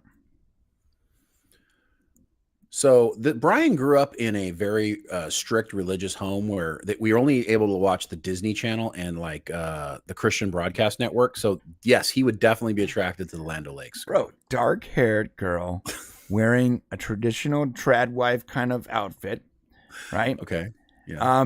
Showing a little knee, bro. Showing a little knee. Showing a little knee. Little knee. And if you blur your eyes, it's like, oh, I see some boobies. You're right. Yeah. Wait. You're right. It does look like that. Yeah. What is that? What is she holding? I don't know. Somebody messed that up. That's not right. So here's the deal, though. Okay. Remember, dark-haired women and breakfast foods. And so every morning, there's Land O'Lakes, girl. Yeah. So that was your, you spent some time in the bathroom. Plus, right. I remember when I was a kid watching Peter Pan thinking, dude, why are you going out with Wendy? The Indian girl is fine. What are you doing? I remember watching Peter Pan and being like, yo, you are making a major mistake, bro. What are you doing? She's right there. And it's really weird when 35-year-old men say those kind of things. Well, I was a kid when I thought that. Come on. I'm just kidding. Okay, let's move on to something more interesting. Let's talk about The Hunger Games, The Ballad of Songbirds and Snakes. Ideally on a Friday. Wait, let me set it up real quick. Sorry. Okay, go ahead. This is The Hunger Games, The Ballad of Songbird and Songbird and Snake review. Whatever. The movie title is too long. The movie title is too long. It's way too long. I agree. Go ahead. You can blame Susan Collins for that. Yeah. She's the one who wrote these books. Whatever. Brian, yes. So let's talk about The Hunger Game, The Ballad of Songbirds and Snakes. Should you spend your hard-earned money going to see this in the theater this weekend? That's why we're here to talk about it. If you aren't aware of it, Ballad of Songbirds and Snakes is a prequel to the trilogy of Hunger Games movies, originally written by Suzanne Collins. And it follows a young Coriolanus, Snow. That's what we care and remember. But he mentors. No, it's not. It's Coriolanus. Coriolanus, and it's a hard one to pronounce for me. Yeah, it's weird that we're following a character that like is clearly not a good guy. Well, that's not weird at all, because every good villain, when he becomes a villain or she becomes a villain, there's a journey to which they perhaps were not a villain, but then became one. And that's what this movie is about. Snow mentors and develops feelings for the female District 12 tribute during the 10th Hunger Games. This movie takes us back to the world of Panem, which is a post-apocalyptic Earth that takes place on the continent of North America, mostly the United States. And essentially it's a time in the future where it's actually pretty far into the future, very sci-fi oriented, where the capital is actually in the Rocky Mountains where Denver is. And the rest of the country is broken up into 12, 13 districts, technically. And this story, there's a lot of Hunger Games fans. The first Hunger Games movie was a huge success. I don't know if I would say, that the whole trilogy was a huge success, but Donald Sutherland, who plays Snow, is an excellent villain for those movies. Brian, just real quick, give me your feelings, because I'm getting a lot of like negative vibes from you about the Hunger Games in general. So can you give me like, of your original trilogy, what was your feeling? I liked of the original trilogy. I liked the idea of it, but I never liked the movies. I thought this is early in Jennifer Lawrence's career. She had not yet come into her own. I mean, honestly, she became better at leading something in X-Men, the young X-Men movies, whatever they're called, Future Past or whatever. Yeah. But in the original Hunger Games trilogy, I don't believe that I never bought her as the leader chick. I understand the character's motivations, wanting to protect her sister, so she volunteers. That was very noble. Something that this movie lacks, by the way, a noble character. But Jennifer Lawrence just didn't work. And the idea and everything there was a lot of cheese. In this movie turns all those negatives, in my opinion, this movie turns that up. Okay. So there are some people who like it, some people don't like it. It's arguably, if you read the Suzanne Collins novels like I did, this is definitely her target audience is young women. So that was her goal, was to create a series of young books with a young woman as a heroine. And it kind of takes it. The first book is actually very good, incredibly interesting idea for the Hunger Games. And this whole idea of having kids basically fight to the death. Fantastic idea, actually. Sure. And to be honest with you, through the 3 books, it definitely becomes this kind of like young lady angst thing. But the movies, I think, do a good job of like peeling that back and staying focused on telling an actual adventure story. And I quite like the movies. I especially quite like Donald Sutherland's character, who plays the president of Pan Am, Snow. And because of that character and how deeply he's done in the Hunger Games, it travels well into this prequel. Unfortunately for Brian does not like prequels in general, because you kind of know you don't know what the future is. But I like prequels. I hate prequels. Like this movie is like 6 out of 10 things that I really don't like. Right, but you hate all prequels, so honestly, it's not really all hard prequels. For you to okay, 99.9% of all prequels you hate. Yeah, so 90%. Let's be fair. You come into it with a premise of I hate it. So, and if you didn't like the original Hunger Games movies, you're not going to like this one. It's true. Okay, because the reason why this movie is great, besides the fact that Viola Davis is freaking amazing. Okay, she felt like a comic book villain to me. Is that intentional? Yeah, that's the person who created the games. The games, right? Where all the kids kill each other. That person is fucking crazy, bro. Okay, so that person has to be crazy, and especially all the inventions and stuff. Anyways, you got to really know the story to appreciate it. But she did an excellent job. But here's the superhero of the movie is actually Tom Blythe, who plays a young Snow, who takes you from a young, ideal, optimistic kid who just wants to help his family survive, who wants to be successful, who wants to follow in the footsteps of his father, who has a good heart at the beginning. And then we see this slow transformation into the eventual evil villain that he will become. And I got to tell you, I have never seen anything Tom Blythe has ever done, but watch out. This guy absolutely 100% killed it. Yeah, his acting was on point. He can 100% lead. He can lead a film for sure. But like, he's got what you're charisma. Describing as Walter White, and I didn't get that vibe. I didn't get like it. Just felt like you need to start with a more noble reason for his eventual. What is more noble than trying to feed your family? No, it's not. That's not. You're simplifying it. I don't feel like I am. I feel like that's exactly. His family was poor. They couldn't feed each other. And he was trying to pretend. He was born into a society where he was lucky enough to be born in the richer part, but they had no money. They were poor. Right. And so he had to pretend. He gave up his food for his grandmother, right?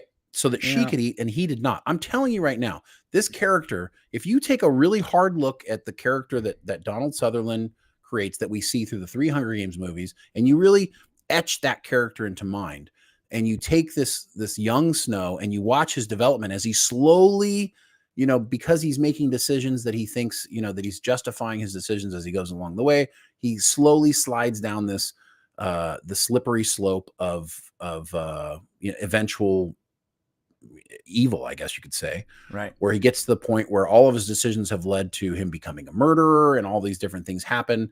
And he has a family member like fighting for him to become stay true, stay good. The thing I remember about your father is that his eyes were filled with hatred, right? And so there's this wonderful development. So that's Tom Blythe.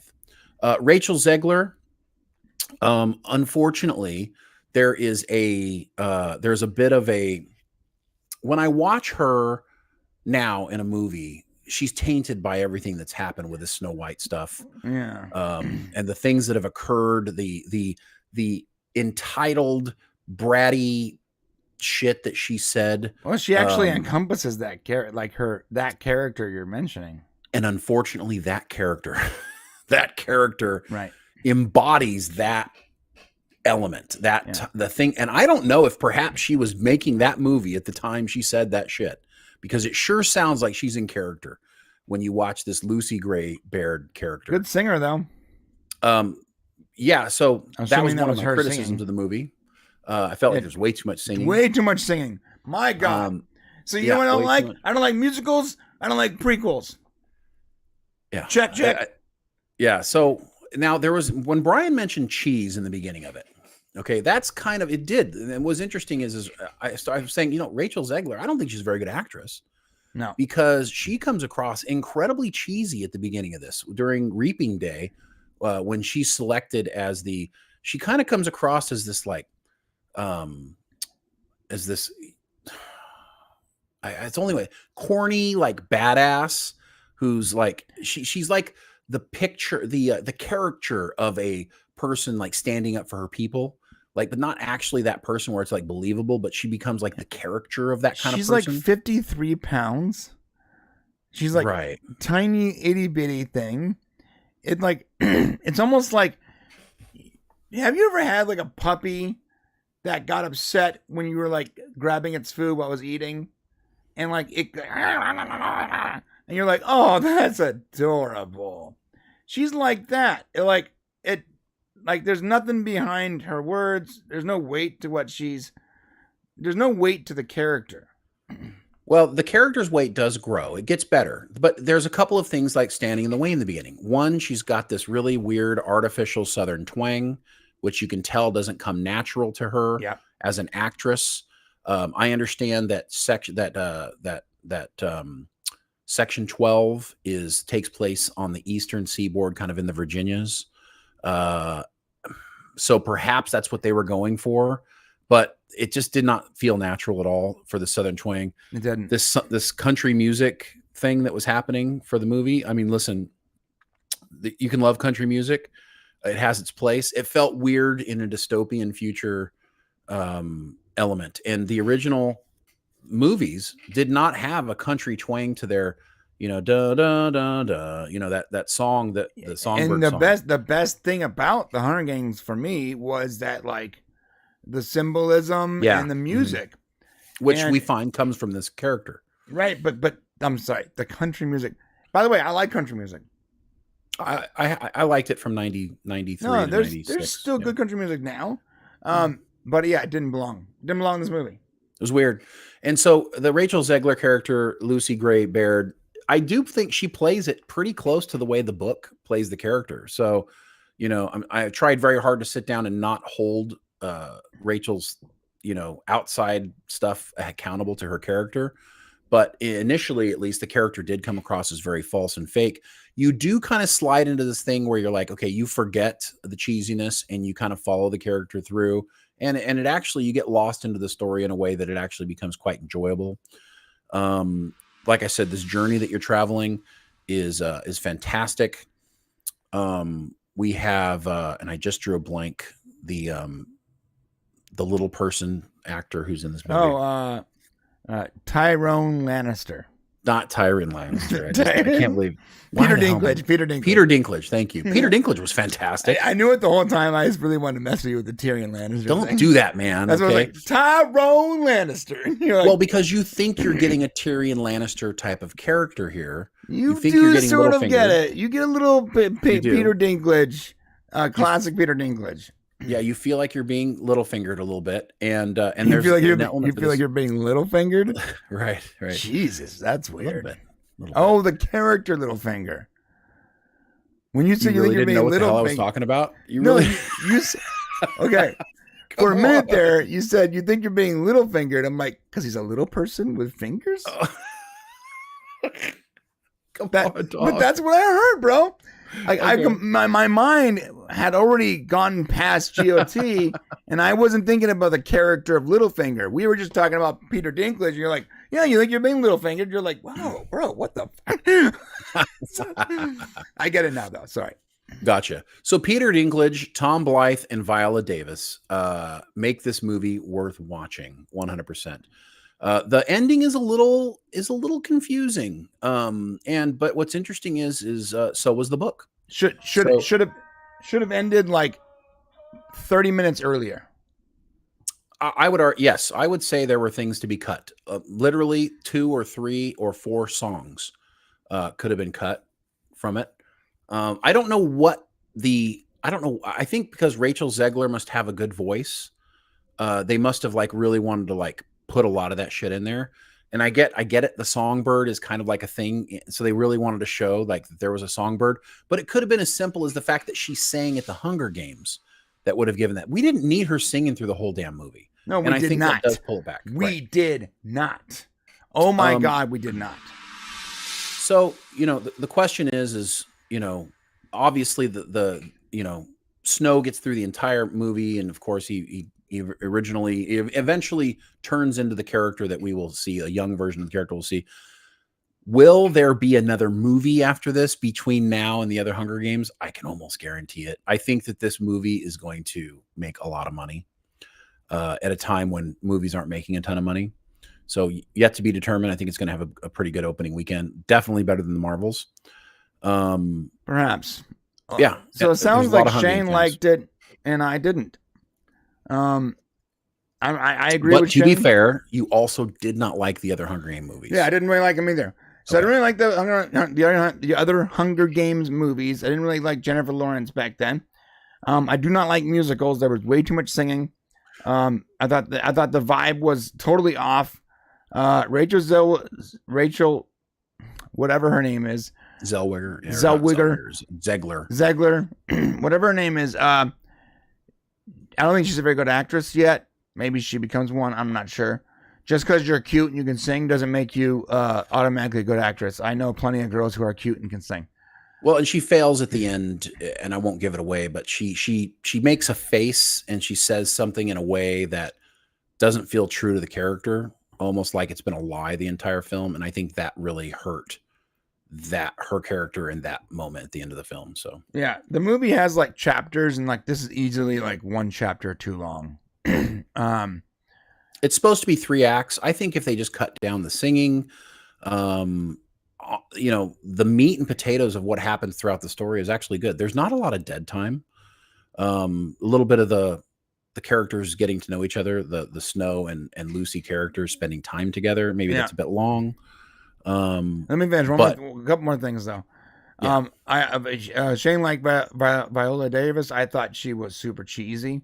I really liked her. I've always liked Viola Davis as an actress, and now I'm starting to wonder, like, do I like her because she plays like that very serious role?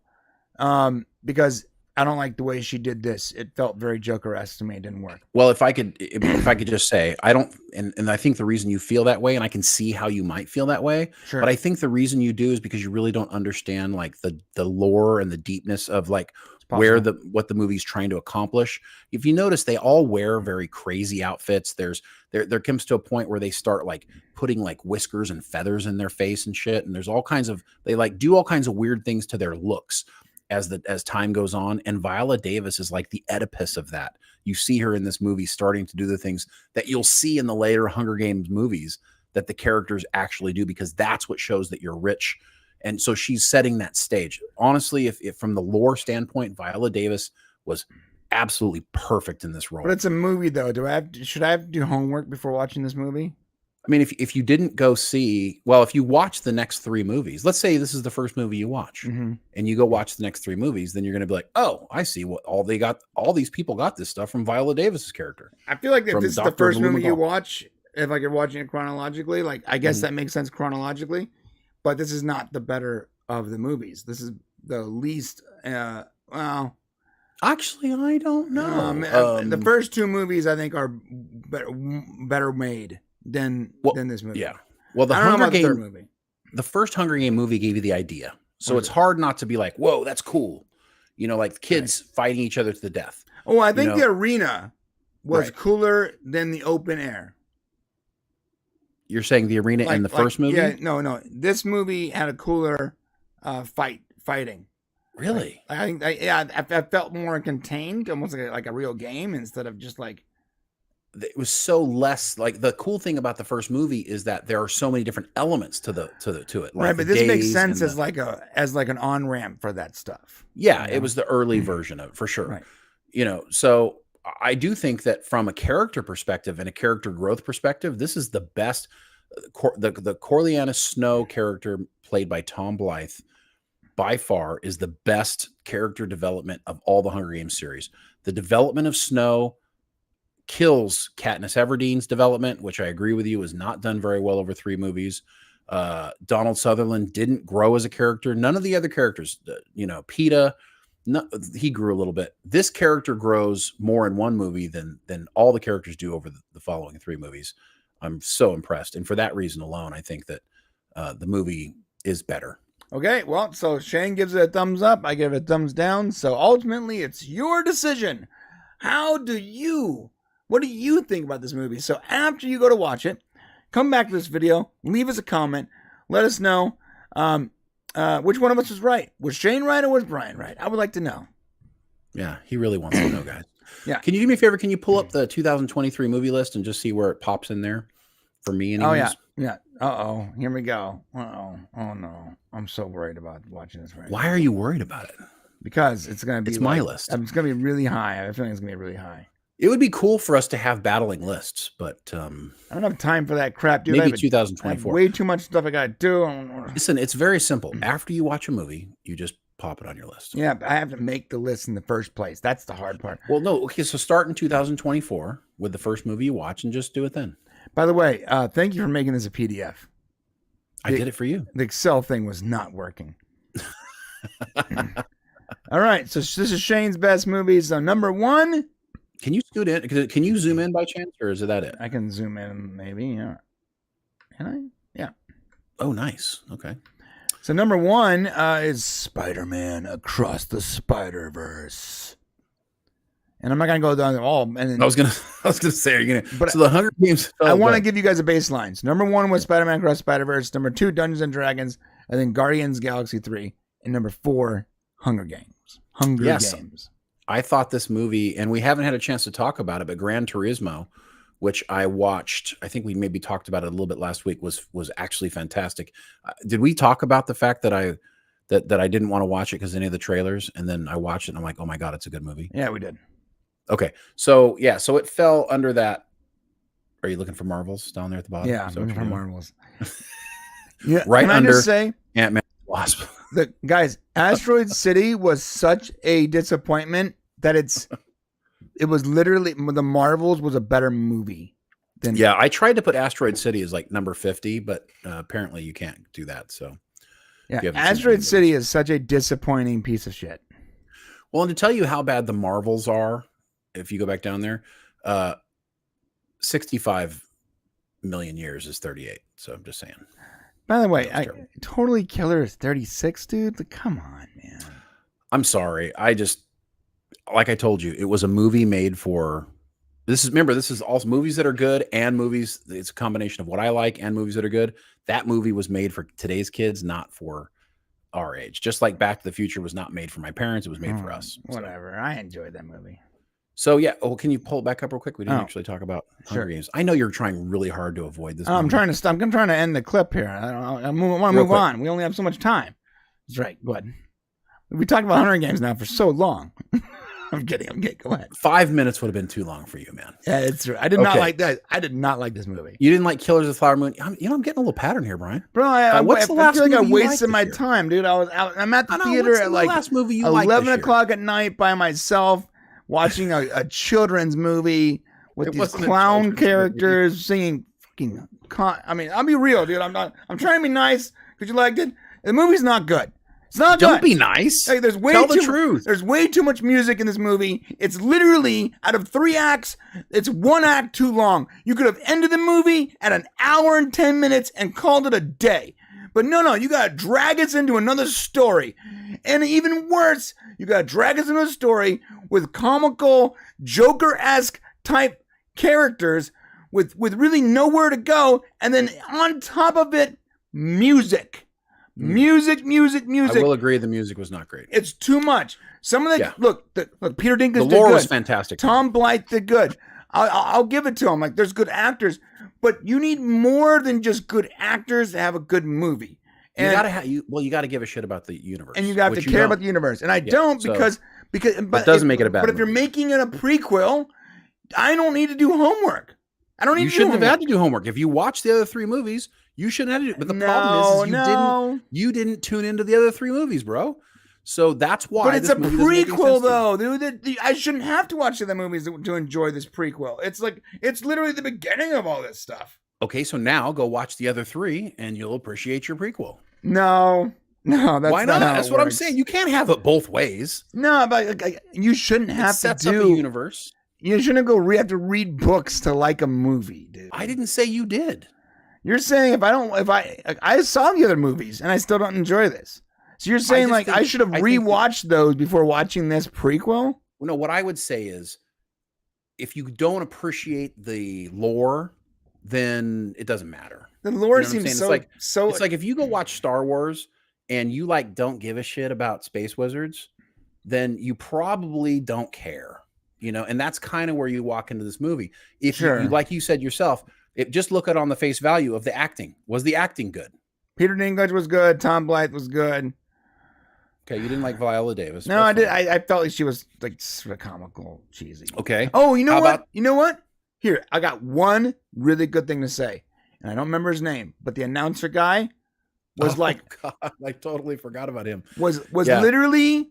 It's like they cloned the original announcer guy, raised him up until a certain age, and put him on screen. It's perfect casting. I cannot say enough how perfect the casting is for that character. Well, and I do believe that it's the same actor. Is it really? Yeah.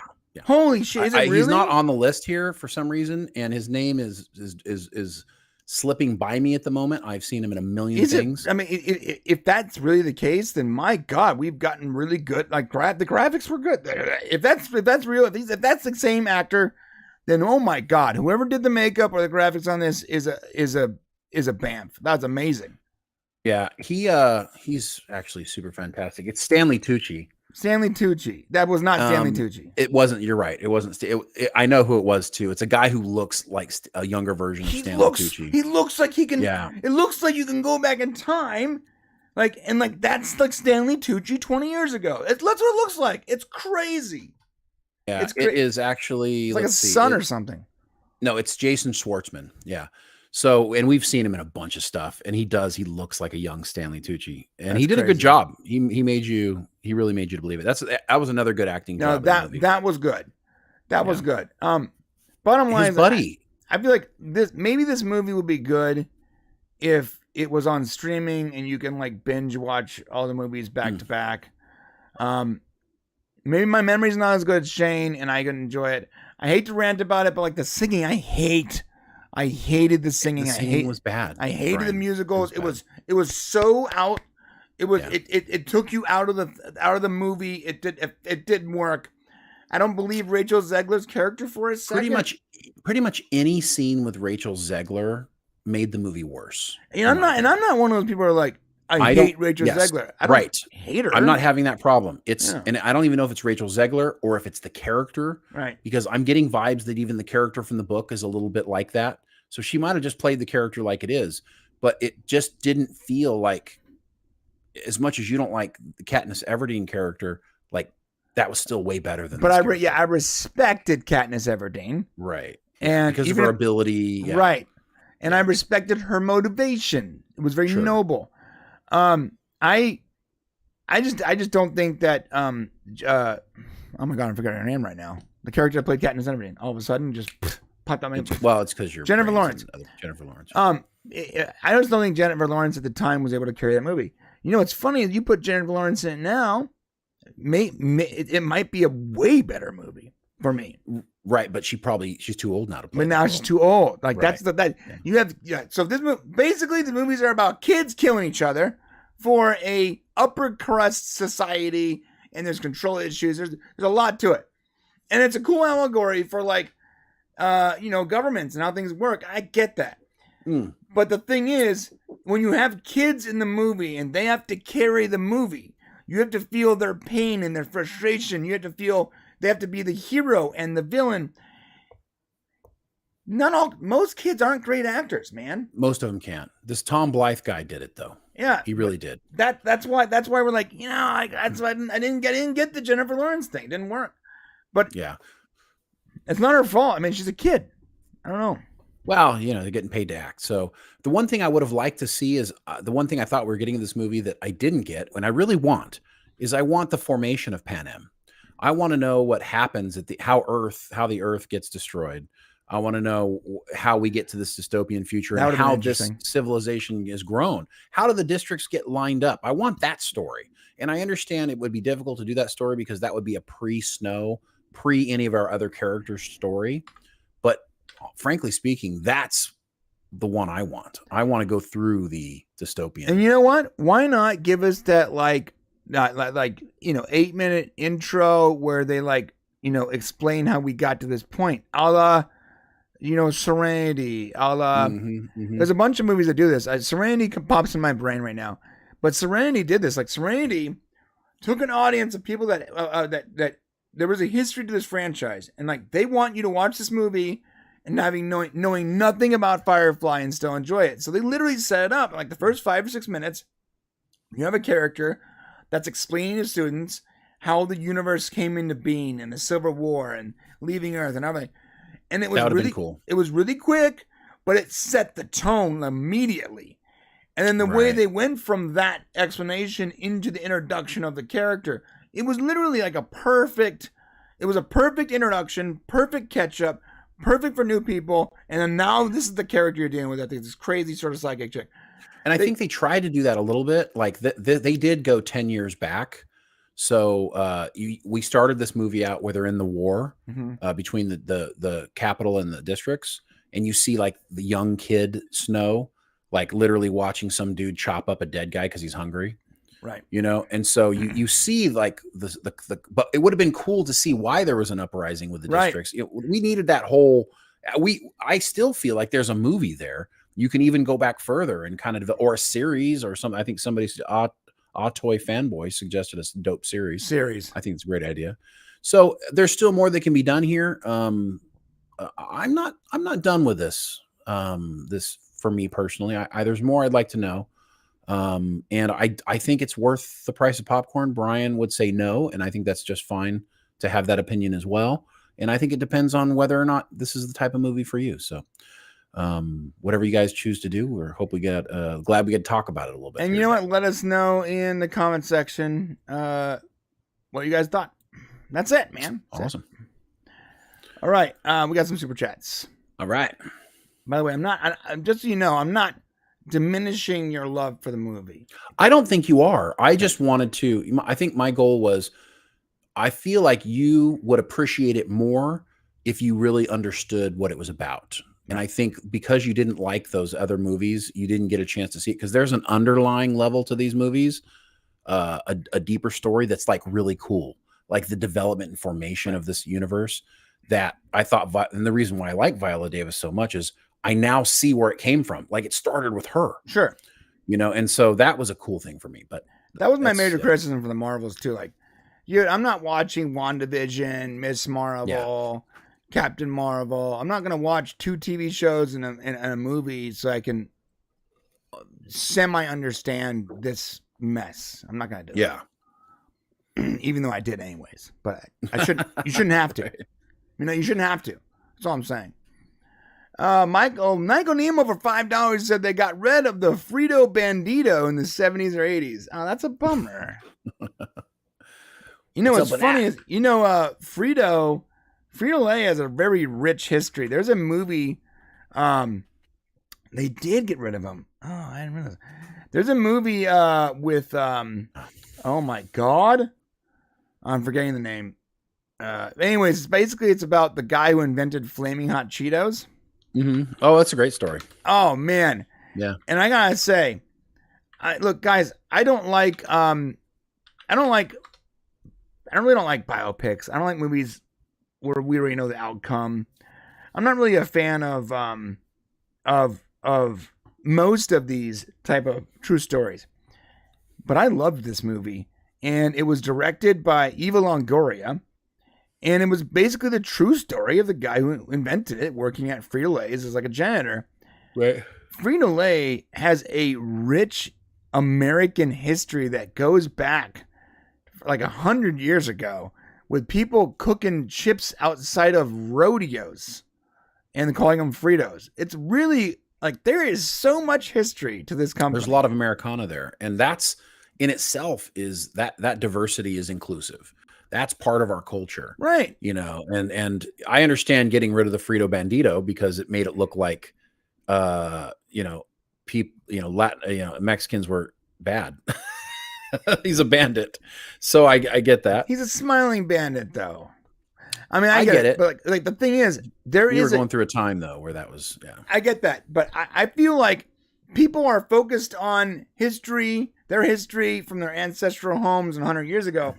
But there's a different history here. We are making a history and a culture over the last 150 years that is different, not bad, not better, not worse, but different, but also just as important. I come from a culture in Southern California where the Mexicans in Southern California are not Mexicans like in Mexico. And they're not like Mexicans in Florida, or I guess it would be like Puerto Ricans or whatever. But they have their own culture. They speak in half English, half Spanish. They mix words up. They enjoy flaming hots and tacos. They put lemon on everything and tahini on all their fruit. This culture here is such a rich, and it started in like the Los Angeles area. The Southern California Mexican is not the regular Mexican. It's their own culture. Everyone wants to celebrate the older culture, but there's a new culture, American version of that culture that's been developing.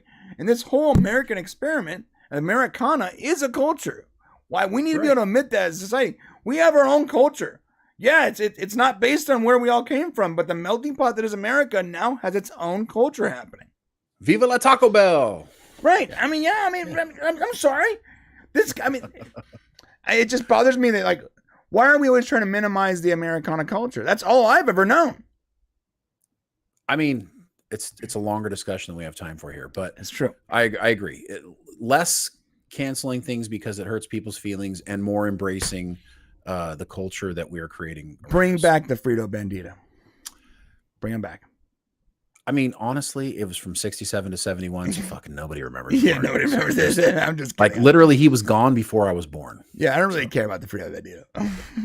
But good point, Michael. Yeah. John Burns, 279. Thank you, John. SNL and Jemima getting fired was off the wall good. We got to watch that later on. That actually is a really great one. It made no sense getting rid of it. I mean, everybody loved Aunt Jemima. I'm sorry. The commercials, everything. Yeah.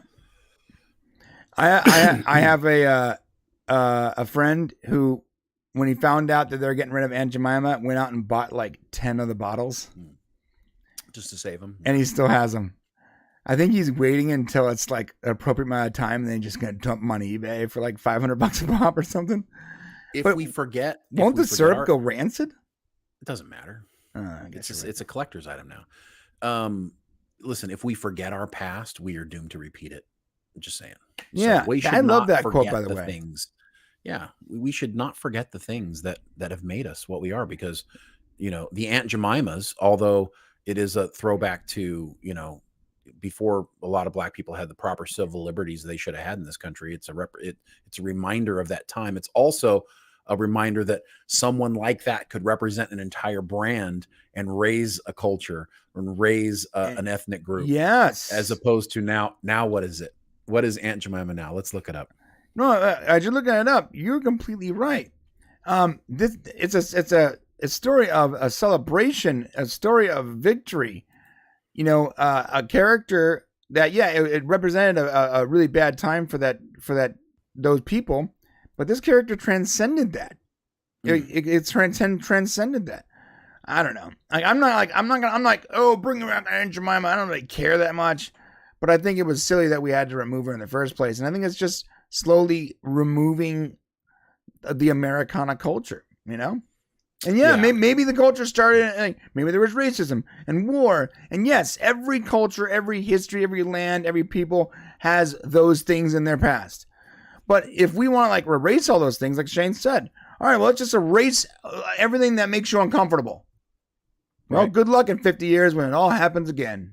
Ori Boreal, whatever. The snake. Thank God that they at least left a black woman on the label. That's all I'm saying. Yeah. So. Yeah. All right. Aunt Jemima was hot. John Burns for 279. Rocky 7, the musical prequel, Rappin' Rocky. Stop it, John. Don't do that to Rocky. Are you into the Apollo Creed movies? I really like the first 2. I did not like the third one. Yeah, I can't get into it, man. Can't do anything. I mean, how did you feel about the Rocky movies where Rocky was older, before Creed? Like Rocky 5 and 6. I liked them because they were a continuation of the movies I liked. But would I have liked them on their own? I don't think so. Watch Rocky 2. Actually, watch Rockies 2, 3, and 4. Actually, watch the first 4 Rockies, then watch the first Creed movie. And I think you'll have a different emotional experience. Because maybe I need to watch them and have them fresh in my mind. You need to understand the relationship between Rocky and Apollo Creed to have a true understanding of what Rocky's going through with Creed's son. All right. I'll give it a go. I did like Rocky. No Money G says, to me, the premise of the stories are weak.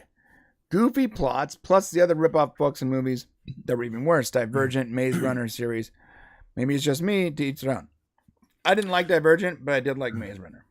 I really liked, what's interesting is the books, obviously No Money G, good point here. The books are always better. That's just the way it is. And the Divergent series was definitely like a weird teen ripoff. It didn't teen ripoff. It definitely felt very teeny boppy. And to some degree, I think the Maze Runner series did do, although the first Maze Runner movie was actually pretty good. What you want to watch, what you want to read is the prequel to the Maze Runner series, which is fantastic, which talks about how they got there. And I would love to see them make a movie out of that. Everybody's got their own taste, so it's okay not to like these movies 100%. Yeah. Yeah, you're right. You're right. I like the Maze Runner movie, though, the first one. I did too. Is there a second movie? The ideas. Oh, yeah, there's 3. Oh, I didn't watch the ideas of them. Yeah. The concept is cool. The concepts are that cool. Sci-fi concept is really rad. Right. And sometimes they don't deliver on them really well. And then you get to the end and you're like, oh, that's what it was. Right. But there's some really fantastic science fiction out there. There's one that's a French movie that is so good. I believe it's called, it's the one where all the food's on the table and there's like 144 floors. Oh yeah, I saw that. By the way, so good. I hate subtitles, but I had to check out this movie. Yeah, basically the food starts at the top and it goes through all the floors, and basically you have to get whatever food you can before the food passes you. That's super fun. And it's basically called exactly what we're saying right now. Yeah, it's like food elevator or something. I don't remember. It's The Platform. The Platform, yeah. The Platform. If you guys haven't seen The Platform, you got to watch it. It's a fantastic movie. Yeah, that's great sci-fi. Yeah, rock and roll sci-fi there. You need to check that out. Very Black Mirror. Very Black Mirror. Yeah, I would say like Black Mirror. Just good sci-fi. Different sci-fi. We got go ahead. I was gonna say I was gonna do the rec thoughts. We have a members super chat, and you know what? It's funny because it doesn't actually pull up on my viewer thing. But what he says is, this is gonna be a thing now. From rec thoughts, he got little fingered. This is your fault. This is gonna be a thing. This reminds me of that the Orville thing where it's like this, right? Like this is gonna be a thing. Yeah, he got little fingered. Yeah, love it. He got little fingered, and it doesn't have to be dirty. All right. No, it's not dirty. It's a little finger. All right, you know what's next, right? Yeah. I mean, I got it on my list, but it makes me feel like you don't know what's Box next. office beat, right? No, it's not what I had actually. But what was next? what time? Oh, that's right.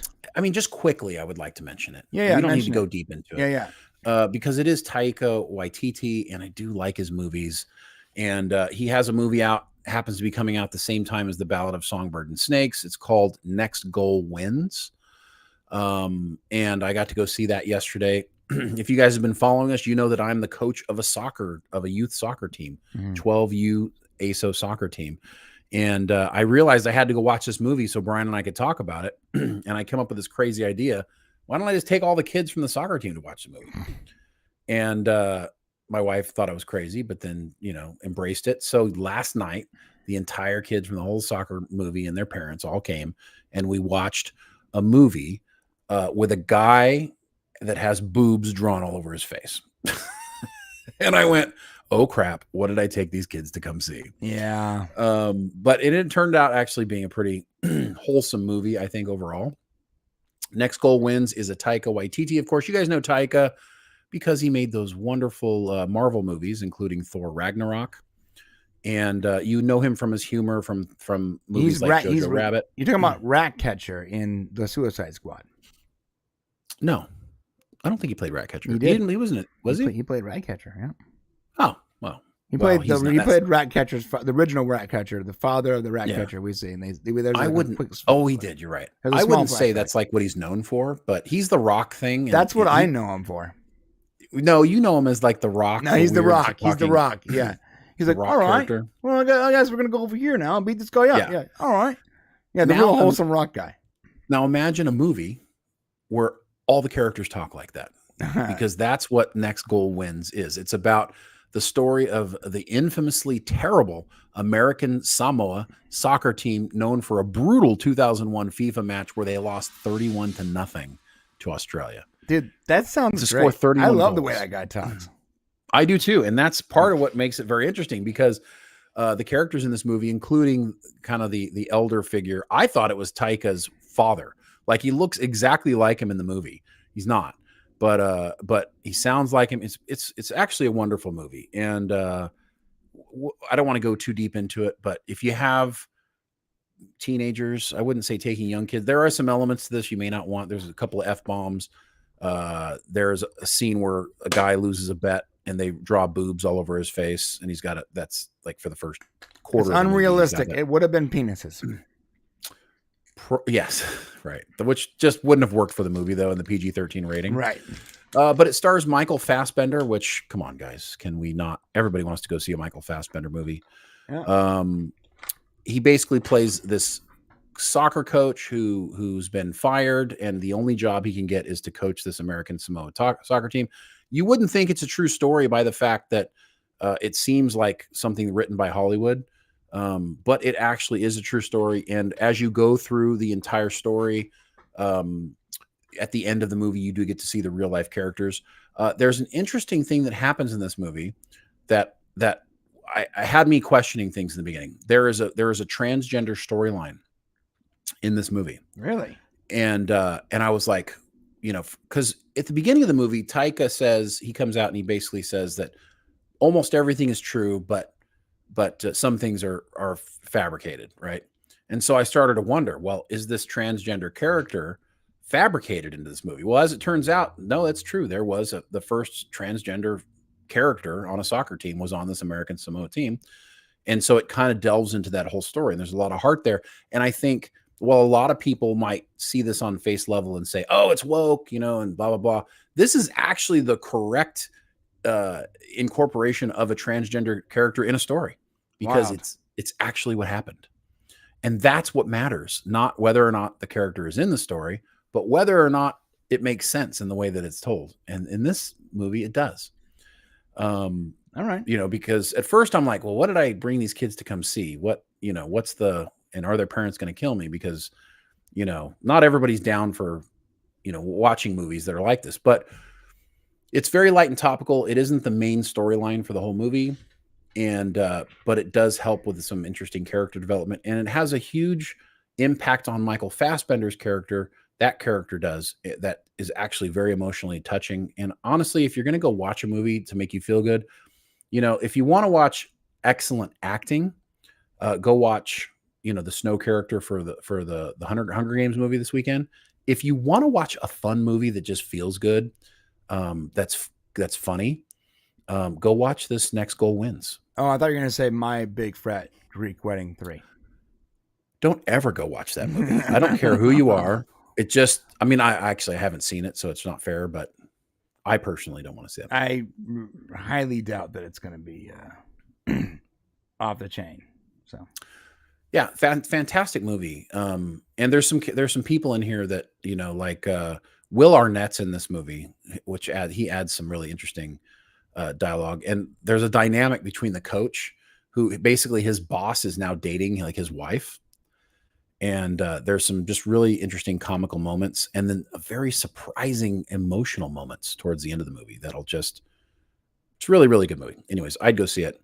But one of the reasons we're talking about it is Taika, is because some news came up also about of course he's doing a Star Wars movie, right? He's doing that Star Wars prequel.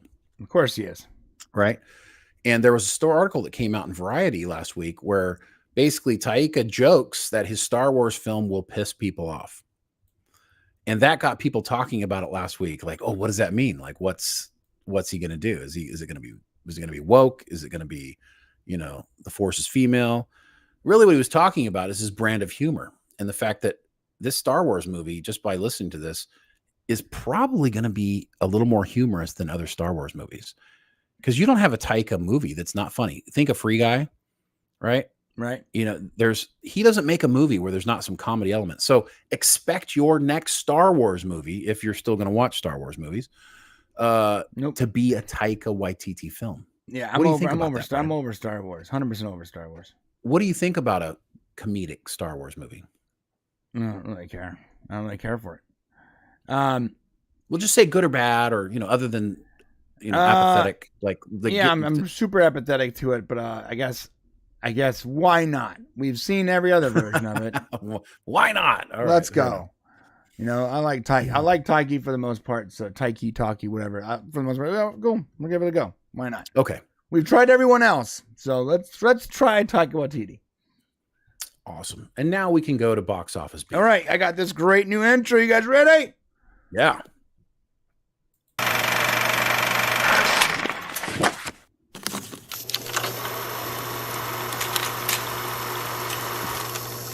You know what? It didn't play the right one. It didn't play the right one. What's up? And now I feel like I want to do it right. Okay?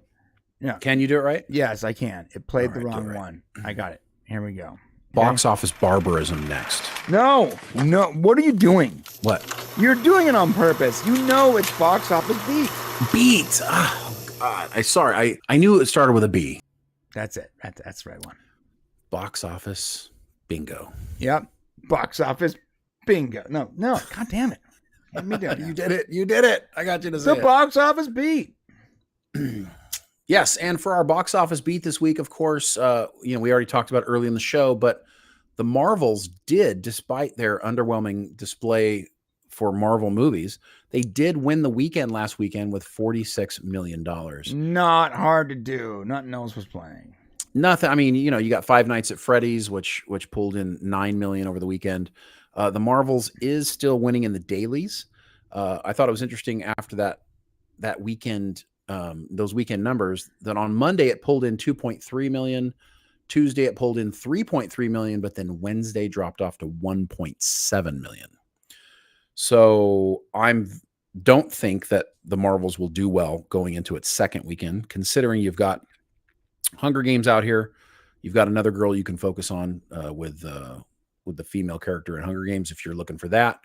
I just think there's too many options going into. What do you think of the box office for the Marvels? I think the only reason the Marvels is number one is because there's no competition. Killers of the Flower Moon is a garbage film, and that's 3 weeks, old. Five Nights at Freddy's had its time. Like it was gonna be a hot flash and out because came out around Halloween. The audience, the FNAF fans that wanted to watch this movie have already seen it. I'm actually surprised it did so well, considering you could just watch it on Peacock.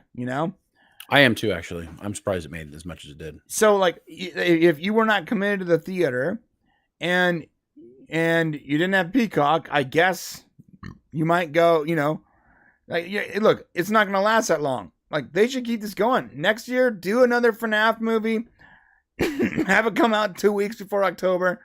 Do another day-and-day release with Peacock. And rinse repeat this sucker. Make it an annual event. The FNAF week, a week before Halloween. Make it a whole thing.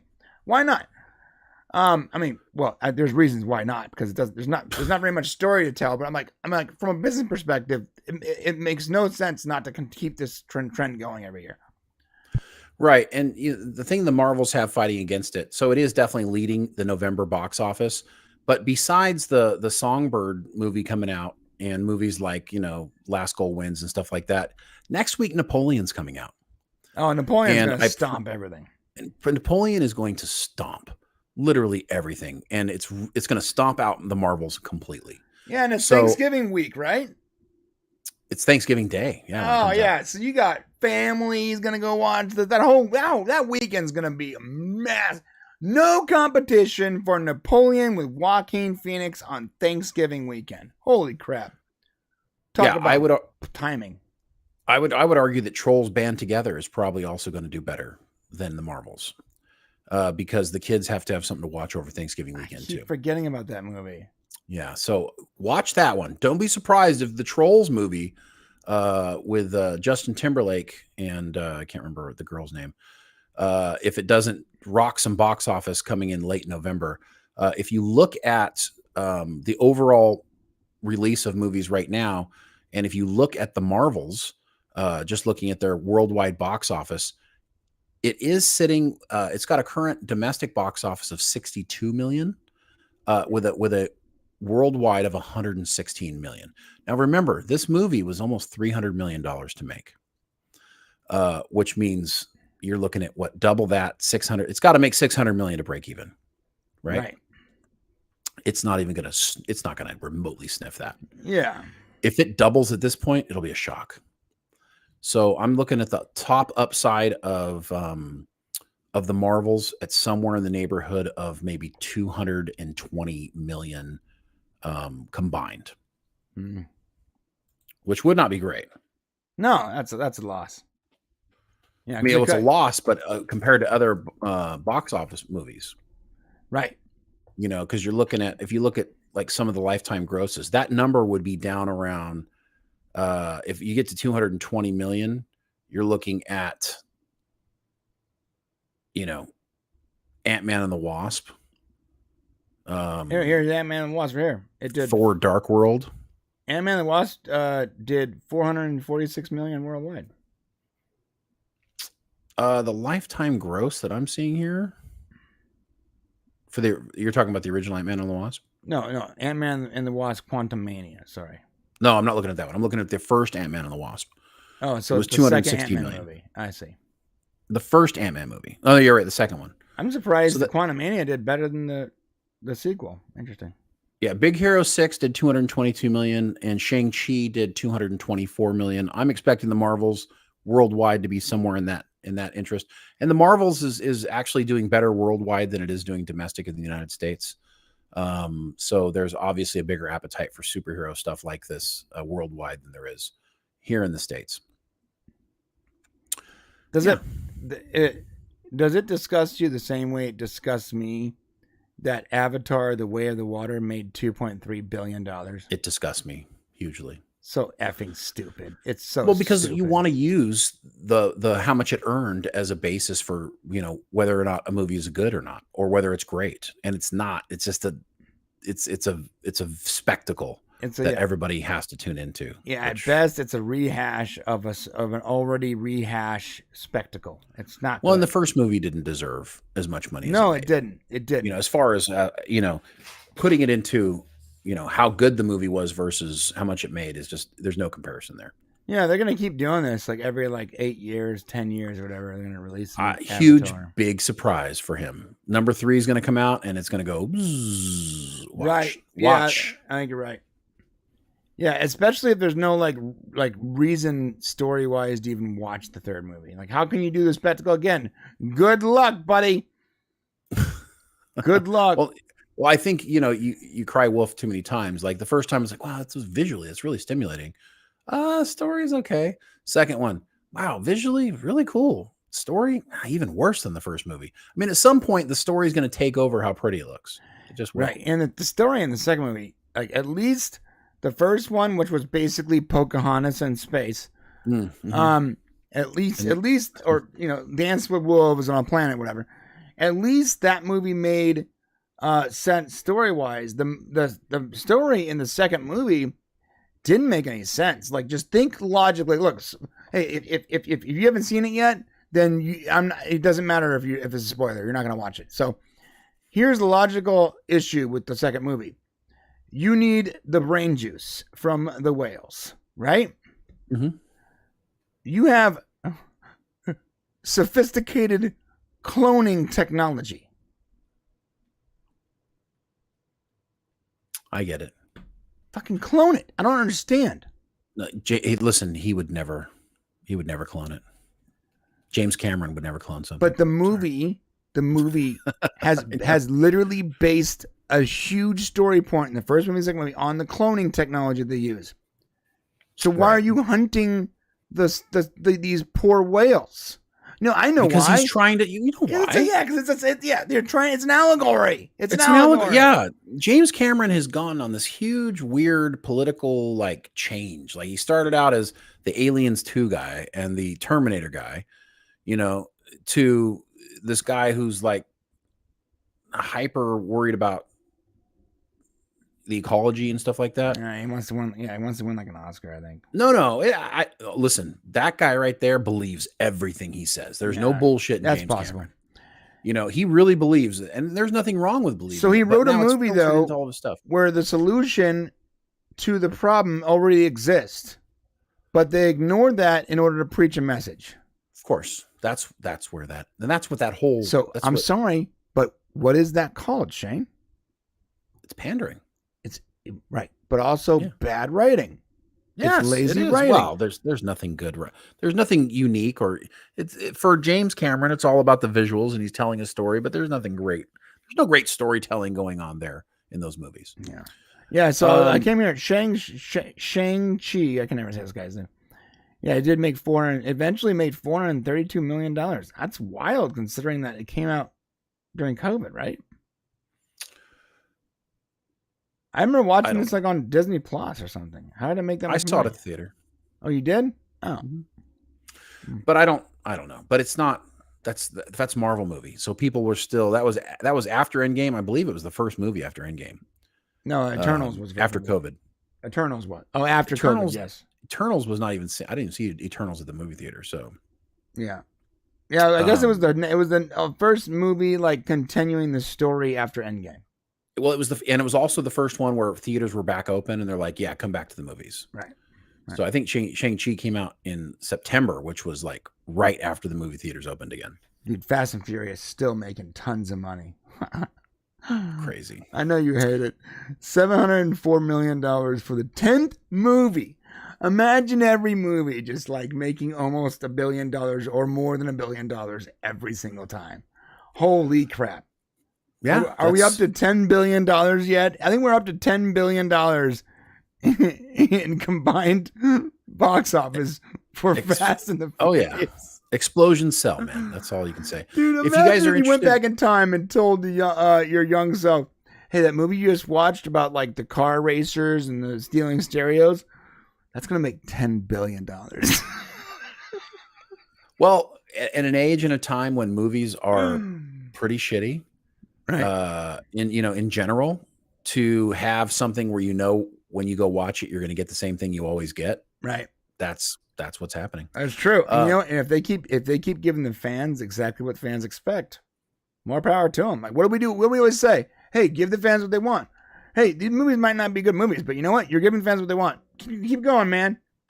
I want to see Fast and Furious 58. That's what I want to see. No, honestly, I think they lost me at 10, bro. I'm not kidding. I want to see Dom's it was so bad. grandkids racing. I don't know if I can watch that. Flying cars on the moon, on the rings of Uranus or whatever. Rings of Uranus or Saturn. Rings of honestly, I just don't know if I can even watch the next one. I'm like to the point now where you're going to have to force me because it's our job to go watch the next one. I would not go watch the next one. Listen, man, I'm so disappointed. You made me watch 10. Killers of the Flower Moon. You made me watch this Hunger Games thing. I'm having to watch all these movies that I have not seen a good movie. Honestly, I haven't seen a good movie like pretty much almost this entire year. Like a couple since Fast and Furious 10. That movie wasn't good yet. But listen, because I have been the last movie you liked. I wouldn't say I liked it in the sense where I think it's a good movie, but I was entertained by it. I know exactly what I'm getting. It's entertaining and funny. But look, you're making me watch all these movies, and I'm gonna have to watch Napoleon. I know I'm gonna have to watch a biopic. Look, listen, I'm just trying to make you're gonna have to watch Aquaman and Fast 11. That's all. I don't mind watching Aquaman, but I'm going to take a big dump all over Fast 11. Just letting you know. No, you can take a dump all you want. What if Fast 11 comes out and it's like actual? And it's like amazing. It's amazing. Right? It's like high art. Like the characters are believable and memorable. We're like, this isn't what we asked for. But then I'll like it better. We wanted explosions. Where's the explosions? You want explosions. I don't want explosions. I've had enough explosions. So just if you guys are interested in going, there's a couple other movies to mention here. Thanksgiving, I think, is going to be a sneaky fun movie. It's going to get lit up. Lit up. L-I-T-T. Lit. I do think so. I think a lot of people are going to go see that movie. So, it's of course basically like, Jason or Freddy, but Thanksgiving. So yeah. Check that out. And I would say Trolls Band Together, the other one, if you got kids. I've seen the first two Troll movies. I like them. I don't know. I enjoy watching with my kids. Not as good as the Sing movies, but pretty close. Yeah. And that's it that's all I have for box office. That is the box office beat. Let us know what you guys are planning on watching Thanksgiving weekend. And while you're down there commenting, hit all the like buttons and all the various buttons that tell YouTube that you're interested in what you're saying here. All right. See you next week. All right. Now let's take a left turn into something else. No. You want to hit super chats? Yes. All right.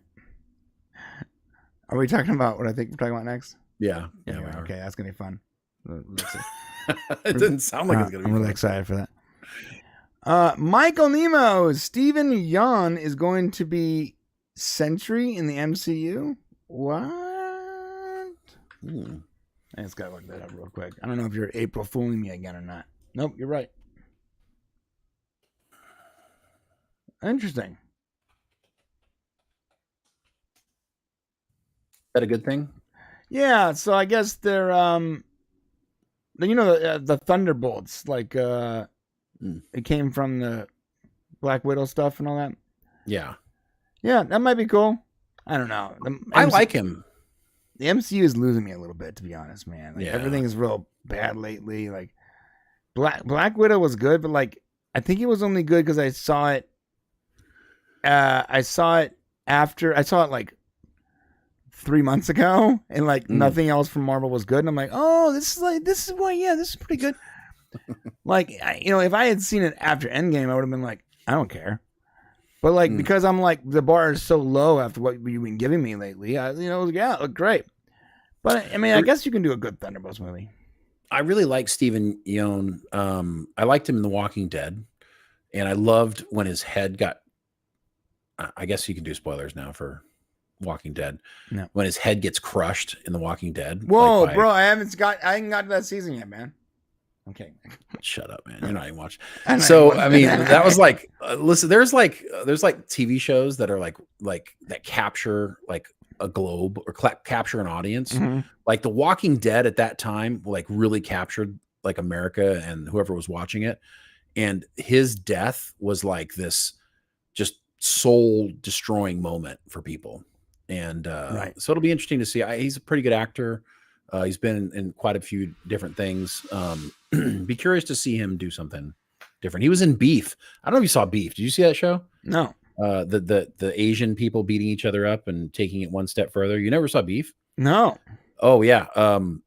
He was great in Beef. And basically they get into like this guy and this girl, both Asian people, get into this like minor, like almost near car accident. Oh no, I did see And that. It gets elevated, like one does something worse. The comedian girl's in it, right? She's like a comedian. Yeah, I did watch that. That was great. Yeah, I thought it was good. That was a really good show. Yeah. And although that comedian talks way too much about her vagina. Nonstop about the vagina thing. I get it, dude. I get it. You mean wait, in her act or in this movie? I didn't. No, I'm sorry, in her act. Which but it turns me off a little bit for her movie roles because I'm like, it's just I don't think it's funny. So then I discount her acting because I'm thinking, well, she's not funny. But that all aside, Beef by itself is actually fantastic. So, right. Oh, that's cool. Okay. Also from Michael Nemo, Taiki is making the holiday special. Oh, the Star Wars holiday special. Oh, is that what he's doing? Yeah. Well, that makes sense. It makes sense to be funny if he's making the Star Wars holiday special. Off there. That makes complete sense. Who's making the I drew a blank. Who's making the Star Wars like super prequel? Oh, that goes back to they're like the year one Jedi stuff. Yes, I don't remember. It's year one. Well, I don't know why I just made that sound. Is it called Year One? Star Wars Year One? I think it's called Year One. I think. Okay. Well, I just looked it up and it's not here. So. I mean, listen. If he's making the holiday special, it should be funny. That makes complete sense. Actually, that'll be good. Yeah. He's not going to piss anybody off then. Also, Michael Nemo, did you guys see the What If 2 trailer yet? No, I haven't. I'm going to watch it after this though. I just Googled it. Basically, it's the Marvel What If where they make it's basically animated versions of like variants of what happened in Marvel, you know. Michael, I just had like a guttural reaction to the fact that What If 2 exists. He doesn't like cartoons. It's amazing. It doesn't matter. It's like I still had this like terrible, awful reaction. This is what Marvel is doing to me. Like I hear something that I don't want and it just like hurts me. Vader said Mangold's doing the Year One thing. Mangold, it's Mangold. You guys would know that for sure. Okay, yeah. I don't trust Mangold anymore, so yeah. Oh, Michael Nemo said he's joking about the holiday special. Damn it, Michael. So you're human. Like, there's no inflection in there's no chats. humor there, Mike. So it's very difficult for us to see that you're joking. Like give us a tongue-in-cheek thing, buddy. You know, give us a /S or something. However, thank you very much for your support, my friend. What the hell? What movies he made? Now I got to know what Taika's made. Now I'm confused because I don't trust James Mangold now that he fucked up Indiana Jones, even though we said before Indiana Jones, James Mangold doesn't mess things up. James Mangold, he's a pretty entertaining guy, makes solid stuff, and like really great. And old Indiana Jones getting punched in the face and back in time, like. What happened, Mangold? Now I don't trust you, and I'm worried about your movie. Taika, what is your Star Wars movie? All right, let's move on. We need to look into that. All right, let's talk about Should this be a clip? Probably not. Well, yes, of course. Well, I mean, here's the thing. Starting next week, I don't think you need to do clips anymore. Because each of our shows is not going to be. You're right. You know what I mean? Yeah, it would make no sense, actually. Yeah. Okay. So we don't need to do it. So never mind. So I'm not sure why I was recording this entire time. Thanks, Shane. You have the right instincts. Yeah, I do. All right. So we are going to be talking about the Digital Equity Act. Is that what it's called? This sounds, or plan, or whatever. It sounds super boring, but we had to talk about it because people were talking about it. People were talking about Discord. People were talking about it on other channels. Look. Well, yeah, the reason we're talking about it is because the information is a little bit muddy, and we want to clear it up. So if you remember back in the day, the whole net neutrality thing, right? If you remember net neutrality, it was a big deal. yes, the internet has to be free. Companies have to be able to do what they want to do. Companies shouldn't be regulated out of the free market 100%. This sounds like net neutrality too, but it's not as invasive. It's different. It's a little more surface level, but people are treating it like it's they're looking at the very end of the slope and they're saying, oh, that's when they come into your home, take your computer, beat your wife, smack your kids, and tell you can't post on Twitter/X anymore because you're a Trump supporter. That's like the very end of the slippery slope. This act, while we don't agree with it, is not it's not a personal liberties thing. It's more of a business free market thing. Shane, you want to explain? I mean, I'm not good with words, Shane. Can you explain it better? I was like, okay, that's it. It's Turn like it off. None of Brian these said it all. None of these words are like part of my vocabulary. I'm like, it's difficult for me to put them into words that you understand. I understand. I think basically you said it. I mean, here's the thing. Why does anybody give a shit? So basically what happened was Biden has been, and listen, this isn't, to get into politics or anything. We're not trying to do that. We care about what you think about the internet, and we care about honest pop culture, honesty, and making sure that you get both sides of it. And I feel like after watching some other videos and some reports from people about this, they've really pushed the fact that what Brian said, they're going to come in and beat up your wife and take over your internet. And, but it is a slip. I mean, it can get there. We're not saying it can't get there, but well, that's no, not what this is yet. Not solely based on what this is. It can't get there. Yeah. But if you added other laws on top of that, eventually, yes. It could eventually get. Although I love making the thumbnail with Biden sniffing the Spider Woman, which was great. Yeah. So Biden, of course, what's this all about? So the FCC, there was a vote to basically make it so that everybody gets the internet, has access to the internet, essentially, no matter, where they live, what their financial situation is, what their ethnic background is. Because there was a fear that ISP providers like Verizon and like Time Warner and all these different cable companies who provide internet access, they weren't building infrastructure in poor areas because, those people weren't going to pay for their services. So they weren't putting there. So therefore they didn't get good access to internet, which is true because if you're a business, you want to make as much money as you can. And so you build your infrastructure where you think people will buy your product. And so, but it's kind of being turned into this, like, well, maybe there's some like racism involved or some sort of, you're doing this on purpose. And so there was like study put into it. So they decided, the government said, well, look, here's what we're going to do. The FCC is a government organization, and we're going to make sure that the FCC has oversight over these things to make sure that this is not happening and to kind of force them to give internet provided access to all people, regardless of their economic or socioeconomic or their race. Which, for the record, is wrong. Which is wrong. And I agree. We don't agree with that. Now, if the government had done something like, you know what? We really want the people in, let's say, Los Angeles. Let's say there's areas of Los Angeles that don't have coverage, which seems dumb. But let's say there's not. And we really want these neighborhoods to be taken care of. Time Warner or Verizon, we're going to give you guys this much in government money to entice you to go and build infrastructure in these areas where people will, because you're going to lose a bunch of money by building it here because people probably aren't going to buy your top level stuff. So we're going to give you an incentive. And like Rex just said, it's also dangerous. Like there's probably installers and equipment people that don't want to go into certain neighborhoods and stuff. That I wasn't going to go there. I think that's. I mean, but like, if it's an inner city thing or like a projects thing, I'm just talking about any place where you have poor people. I don't think anybody's afraid to go there because to work. I'm not sure why you just said that, but no, that's not the case. I actually do know people that work on like water lines, like my buddy Elliot. Yeah. And they have to draw straws to go into certain parts of like Santa Ana because it's like it's dangerous.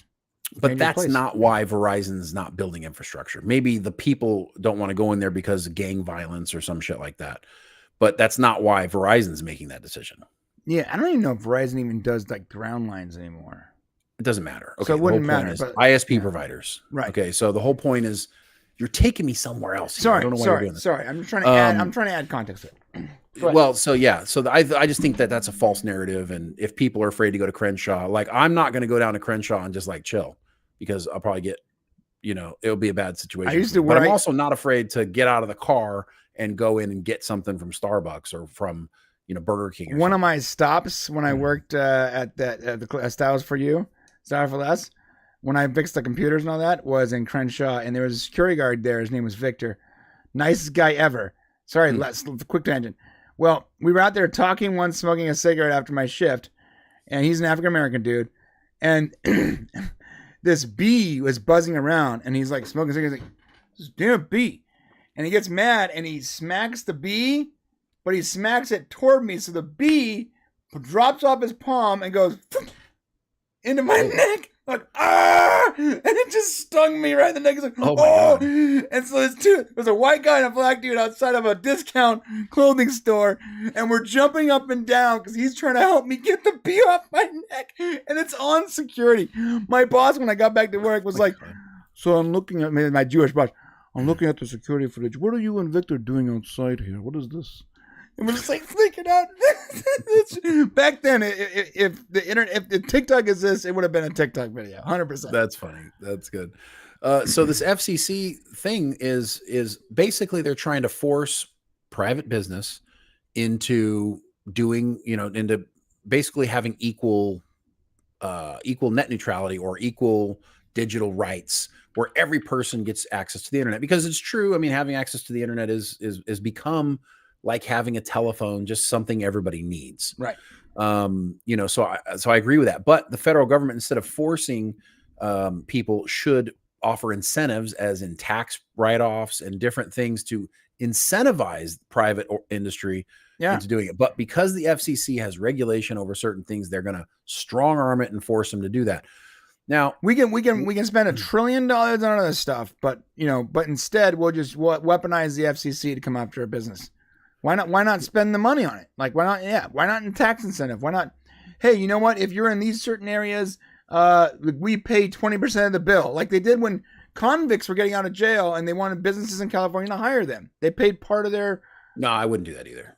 So that's very socialism. I would not pay part of the bill. I would give. I'm just saying business write-offs, business incentives to do it. It's still better than weaponizing a federal organization to mandate. I don't think it's weaponizing anything. I don't think it's actually. I don't think it's weaponizing the FCC. It's giving the FCC the ability to say, what you're doing is wrong. You can't. You're charging these people more or these people less. So they have now control. FCC is going to have control over like how much the ISP providers can charge. What sort of devices they're putting in what areas. So like if the rich white neighborhoods are getting the best equipment and the poor LA neighborhoods getting the crappy equipment, they're going to be able to say, you can't do that. Wait, so what do they get? Like a fine or something if that happens? I mean, they'll probably, they'll either be fined or they'll be shut down or they'll be, so this is just another sued. way for the government to make some more money. I don't even know if that matters. I don't even know if that's the point. I mean, that's what the FCC did to radio. I don't want to go into the radio. No, don't go into the radio thing. I'm not going, but they fined NBC billions of dollars. Okay, go ahead. Yeah, it's not about making money. Okay, the whole thing is about trying to get votes. Okay, the whole thing is about trying to get people who like, woo, Biden wants to give me free internet. That's the whole story. It's like the Obama phone thing all over again. It is. It's the same damn thing. That makes sense. So, yeah, that's why it's happening. But it's right before the election year. The problem is a lot of people are reading this and going, oh my God, they're trying to control what we watch on the internet. And the problem is that's not what this is. So this is, they can control pricing, products, but it's all focused on that. Now, giving government any oversight over something is something that's scary and something that we don't support. And so, but by a slippery slope, what that means is, let's say they give the FCC control over these ISP providers, and now they can say, well, now let's add some things to it. Right. You have some people saying like Patriot Act and different types of things like, well, let's just add some now. Just a couple earmarks, no big deal. Right. So there's that's the concern that people are having, Mhm. but people are talking about this as if that's already occurring. And we just want people to know that that's not what this is. In the future, if there are changes or there's an attempt to come after, I promise you, nobody's going to be quiet about that. Yeah, we are all we don't like more government. We don't like big government in business. We think the free market should determine capitalism. Now, on that note though, you want to do something to deal with these companies that aren't putting satellites or whatever lines or equipment in areas. Here's an idea. Ready? Let's enable the free market and break up the monopolies because there's like 4 ISPs. Okay. Should there be 4 ISPs or 5 ISPs, whatever, running the entire country? No. All right. I should agree with that. Instead of saying, hey, you have to do this or you can't do this and fining you or whatever, trying to fix their business model, how about you break them up and allow us for some competition? Maybe in the inner city internet pops up and they're offering a discount internet, but they're smaller, but it's closer and they're renting lines from T-Mobile or whatever. Like Cricket. Yeah, like Cricket or Mint Yeah. Right? Yeah. Look, guys, break them up. Like, I'm sorry, I have 3 internet options unless I want dial-up internet, which I can't even have. There's no phone lines in my house. I haven't had a phone line in my house. I moved in here with no phone lines. There is no more phone lines in my area. So I have 2 options for internet, right? It's either Spectrum or Spectrum. Or another version of Spectrum. It's like, well, you got Time Warner Spectrum or a Comcast whatever, and they're using the same exact lines. Or I can trick the system, go to T-Mobile, get a 5G connection, right? But that's spotty. There's ways around it, but for the most part, my only real answer for high-speed broadband is one company. Why do I only have one option? It's crazy. There's no competition. Everything's that way now, Brian. But your trash, your water, your right. So you want to fix the problem everything. with inner city not getting the better internet or whatever, or best internet? Then make competition. That's how the free market works. That's what enables capitalism. Checks and balances on capitalism is enabled by the free market. If you remove the free market, you remove checks and balances, and now you have nothing but greedy corporations running the planet. You have to have free market. That's what's happening. Right. Amazon, right? Looking at you, Amazon. What did Amazon take over this week? Like 150 right now. I'm losing my They're mind. putting USPS and UPS out of business as we speak. Yeah, they're putting the United States Postal System. Oh my God, it's so crazy that the United States Postal System or whatever is going out of business because of it's so dumb. It's so and everyone's like, oh, Amazon's fine. It's not fine. They own too much stuff. Yeah. I mean, what's funny, if you guys didn't know this is something that we'll talk about it probably another thing, but Amazon is actually allowing, if you have a product, you're a business, you can now ship them, even if you're not on Amazon, ship them all your stuff. And then as you sell stuff, they'll just mail it. Yeah. So let's say you sell cups on your own website. You can now ship all your cups to Amazon and they'll just fulfill it for you. Every time you sell one on your website, Amazon ships it from an Amazon center. Yeah, everyone's going to be a drop shipper. Everyone's. Right. Well, Amazon is going to be a drop shipper for the whole world. Right. That's what they're trying to do. And here's what's nuts. No one blinked when they bought, what was it? What was the company that we used to use? DHL or First Mile or something First Mile, yeah. Yeah. When they bought a mailing company, no one. They did, yeah. They bought up all the little mailing companies. Right. So guys, a company that is running e-commerce is buying up mailing companies. Then they're buying up trucking companies. They literally bought 3 U-Haul type companies. Right? Then they're buying things to support their monopoly. And yeah, I guess they're only tangentially connected, or they're it's not connected, it's not e-commerce or it's not entertainment, but they are. It supports itself. These businesses are required to support that larger business. If you buy up all the smaller businesses, then you're creating a monster. A monster that is going to edge everyone out of the business. Yeah, that everybody be working for Amazon. Amazon is going to be, what's an Idiocracy? What was the company that ran the world? It was like Carl's Jr. or something. Carl's Jr. Yeah, that'll be Amazon in the future. So the cliff notes for this article is basically, FCC taking control over ISP providers for net neutrality is a bad idea. But it's a far cry short of taking control over our internet. Although anytime you allow the government to have control over things, it can lead to more and more control. And that's a bad thing. So that's where we're at right now. Yeah. Get shrink government all day long. Shrink government. And I'm sorry, Bidenomics. Someone needs to tell President Biden that this word is not working. Like, what did he do actually? I think he just coined a phrase, but nothing actually happened. He keeps saying it though. One of his writers needs to be like, "Hey, Mr. President, let's stop using the word Bidenomics because everyone's unhappy right now, and you're literally putting your name in front of unhappiness." Bidenomics means $6 gas. That's all I'm saying. It means $6 gas. It means $30 a pound for chuck roast.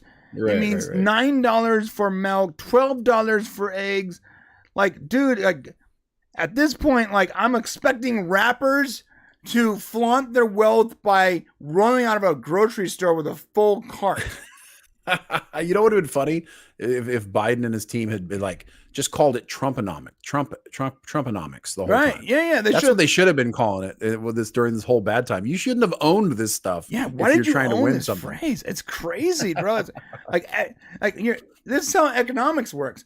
And even the most apathetic, uneducated person just working whatever that's not even paying attention. He's a casual voter, understands this basic concept. Are we doing well? Am I making more or less? Less. Am I spending more or less? More. We're not doing well. Not rocket science. It's not. Oh, there's more complications.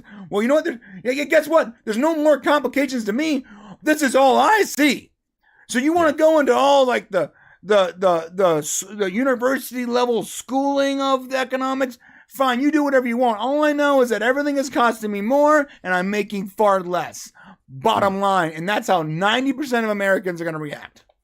100%. So don't name it after you, man. God damn. Well said. And good place to leave that. So if you have any questions about it, let us know. Let's talk about it in the comments below. And we'll try to like highlight anything else. But the bottom line is what we said. So, all right, Mr. Brian, it's your favorite time of the week. Right? Yep. All right, guys, here we go.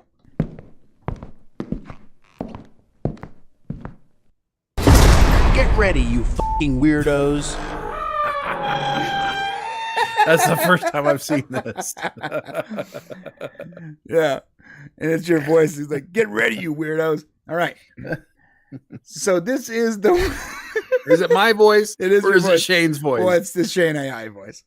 Yeah. It says, get ready, you fucking weirdos. I'm like, these are things I have never actually said. Yeah. He doesn't say them. Yeah. Hey, yeah. See, DS says she actually jumps. Yeah. Okay, that was the point. All right. Yeah. All right. So today in the Weekly Weird, because we're going to be starting doing multiple stories every week. I am no longer going to introduce 4 headlines and have Shane pick them. I'm just going to have a new Weekly Weird every episode. So I guess it's going to be the Daily Weird. How do we do that now? Call it the week. You can call it the Weekly Weird. I already made the graphics, so it's the Weekly Weird. Just have 3 Weekly Weirds. Yeah. So every week we're going to have 3 Weekly Weirds. And to this week, I want to share with you this outstanding headline. And by the way, I have no idea. I never know what the Weekly Weird story is going to be. Yeah, so Shane doesn't know. I'm reacting as well. So listen, this might be my favorite headline of all time. Oh, wow. Robber who broke into hair salon is beaten by its black belt owner and then kept as a sex slave for 3 days, fed only Viagra. Oh my God. Can we see the headline while you read it so that way we can kind of follow along? Robber who broke into hair salon is beaten by its black belt owner and kept as a sex slave for 3 days, fed only Viagra.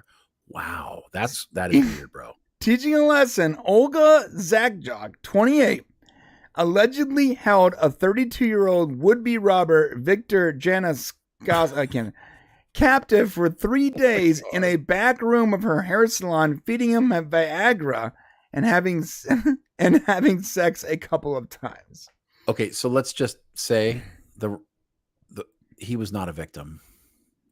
Well, actually, I don't believe that men can be a victim of sexual. Well, if they're fed Viagra, I mean, I'm pretty sure they can.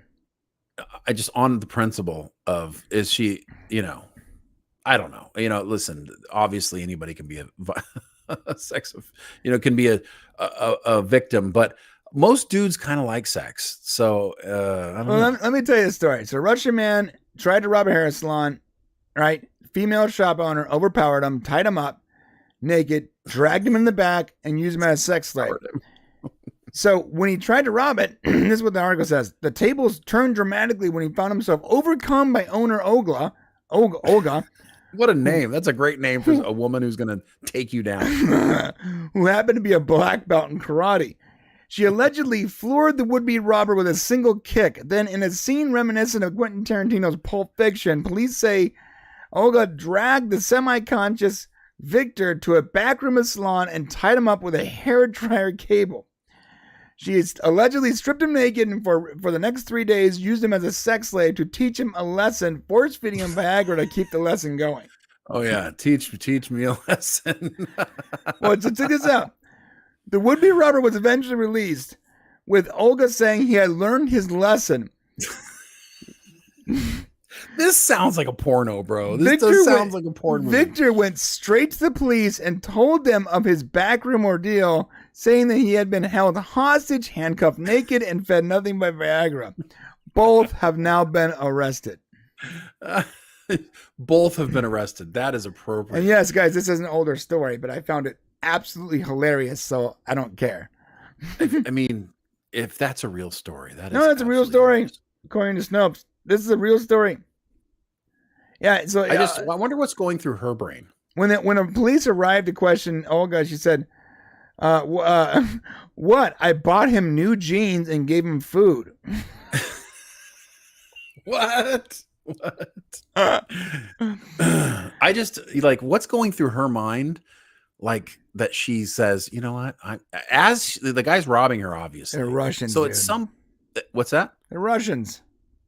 Was this all in Russia? Yeah, I think it was in Russia. They're all Russian. It was in Russia. It seems like a very Russian thing because they're all Russian names. It's okay. This just sounds like something that would happen in Russia. She's obviously not getting enough, because that's what's going through her head. This guy's robbing me. Now I'm going to be able to get as much sex as I want. It's like that is weird, and it qualifies as a weekly weird story because that is freaking weird, man. Yeah. So guys, the weekly weird might not always be something that happened that week. It might just be something that I found so funny that I cried a little bit and peed my pants and threw it up on the board. Well, it's kind of funny because she probably could have just asked him, "You want to have sex?" He probably would have been like, "Okay." No. As much as I want. Yes, as much as you want. He's like, no, thank you. She goes, "I wasn't asking." She just chases him down. He's just dragging him in the back. All right, man. That's the weekly weird. So we are going to the members section. Remember next week, Monday, Wednesday, and Friday is at 10 a.m. Pacific Standard Time. We're going to be doing an hour every one of those days openly and on the regular hour. And then after that will be the member section. And so just like that, we are going to the member section right now. If you do not know where to find us, Shannon, can you tell them where to find us? Yes. You mean for the member section or for here? Member section and everything else. Just hit the join button right below. So if you're on our page, just open up the page, hit join, and you'll come right to the member section here on Popcast Unleashed. Yeah, you can also do nothing, and it'll just take you to, because we have two different member sections. So it'll take you to the Popcast Prime member section or this one. It's the same content, the same on each. Best thing to do is to hit join, though. Yeah, that's the easiest way. And then what happens when we end this stream, you're going to see it instantly pop up. It's going to pop up in your feed or on the page, whatever, and you just join that right away. And then what are we doing in the member section, Jay? What are we doing in the member section?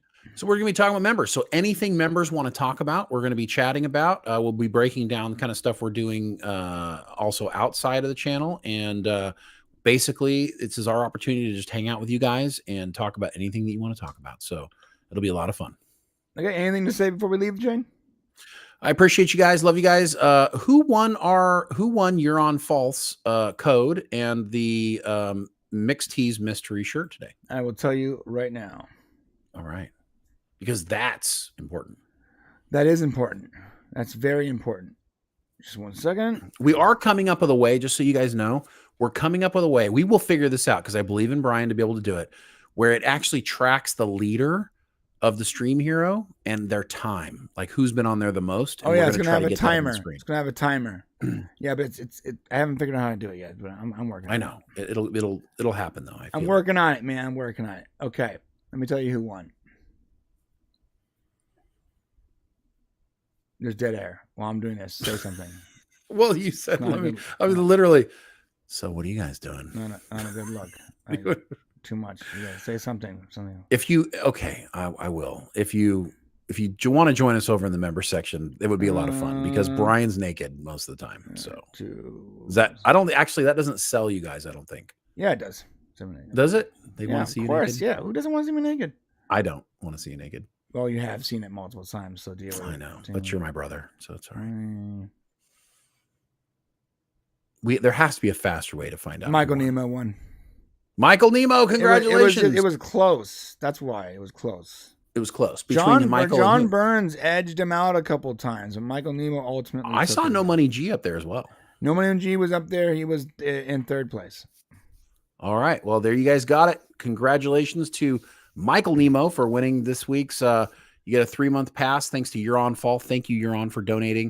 If anybody ever wants to donate something for us to give away, that is a lot of fun. Way to get your name out there and also support the channel. We appreciate you guys so much. Yeah, let's do it. And the members stream, members after show Unleashed number 16. It's already up. We're about to leave here and go there. So if you can join us, great. If you're already a member of the other channel, that's great too. Either way, please join us. And if you can't, I get it. I understand. Eggs cost $9. Milk is $12. Gas is $6 a gallon. And we're not making enough money. I get it. But if you do want to support us, it's pretty much a cup of coffee. And then you get to hang out with us 3 times a week. 3 times a week. And every big special announcement, we will always pre-share with the members section. So come on down. And we're a bit less safe in the members section. Let's put it that way. We're not safe at all in the members section. I'm actually worried that YouTube might actually watch one of our members videos someday. But you know what? So there's intrigue. That's another day. All right, guys, we're out of here. Love you so much. If you can't join us, that's cool. We'll be back on Monday at 10 a.m. Pacific Standard Time, and I should be on the Salty Nerd Show tomorrow at 10 too. So, love you guys. Have an awesome week. We'll see you in the members section. Shane? Yep. Love you guys.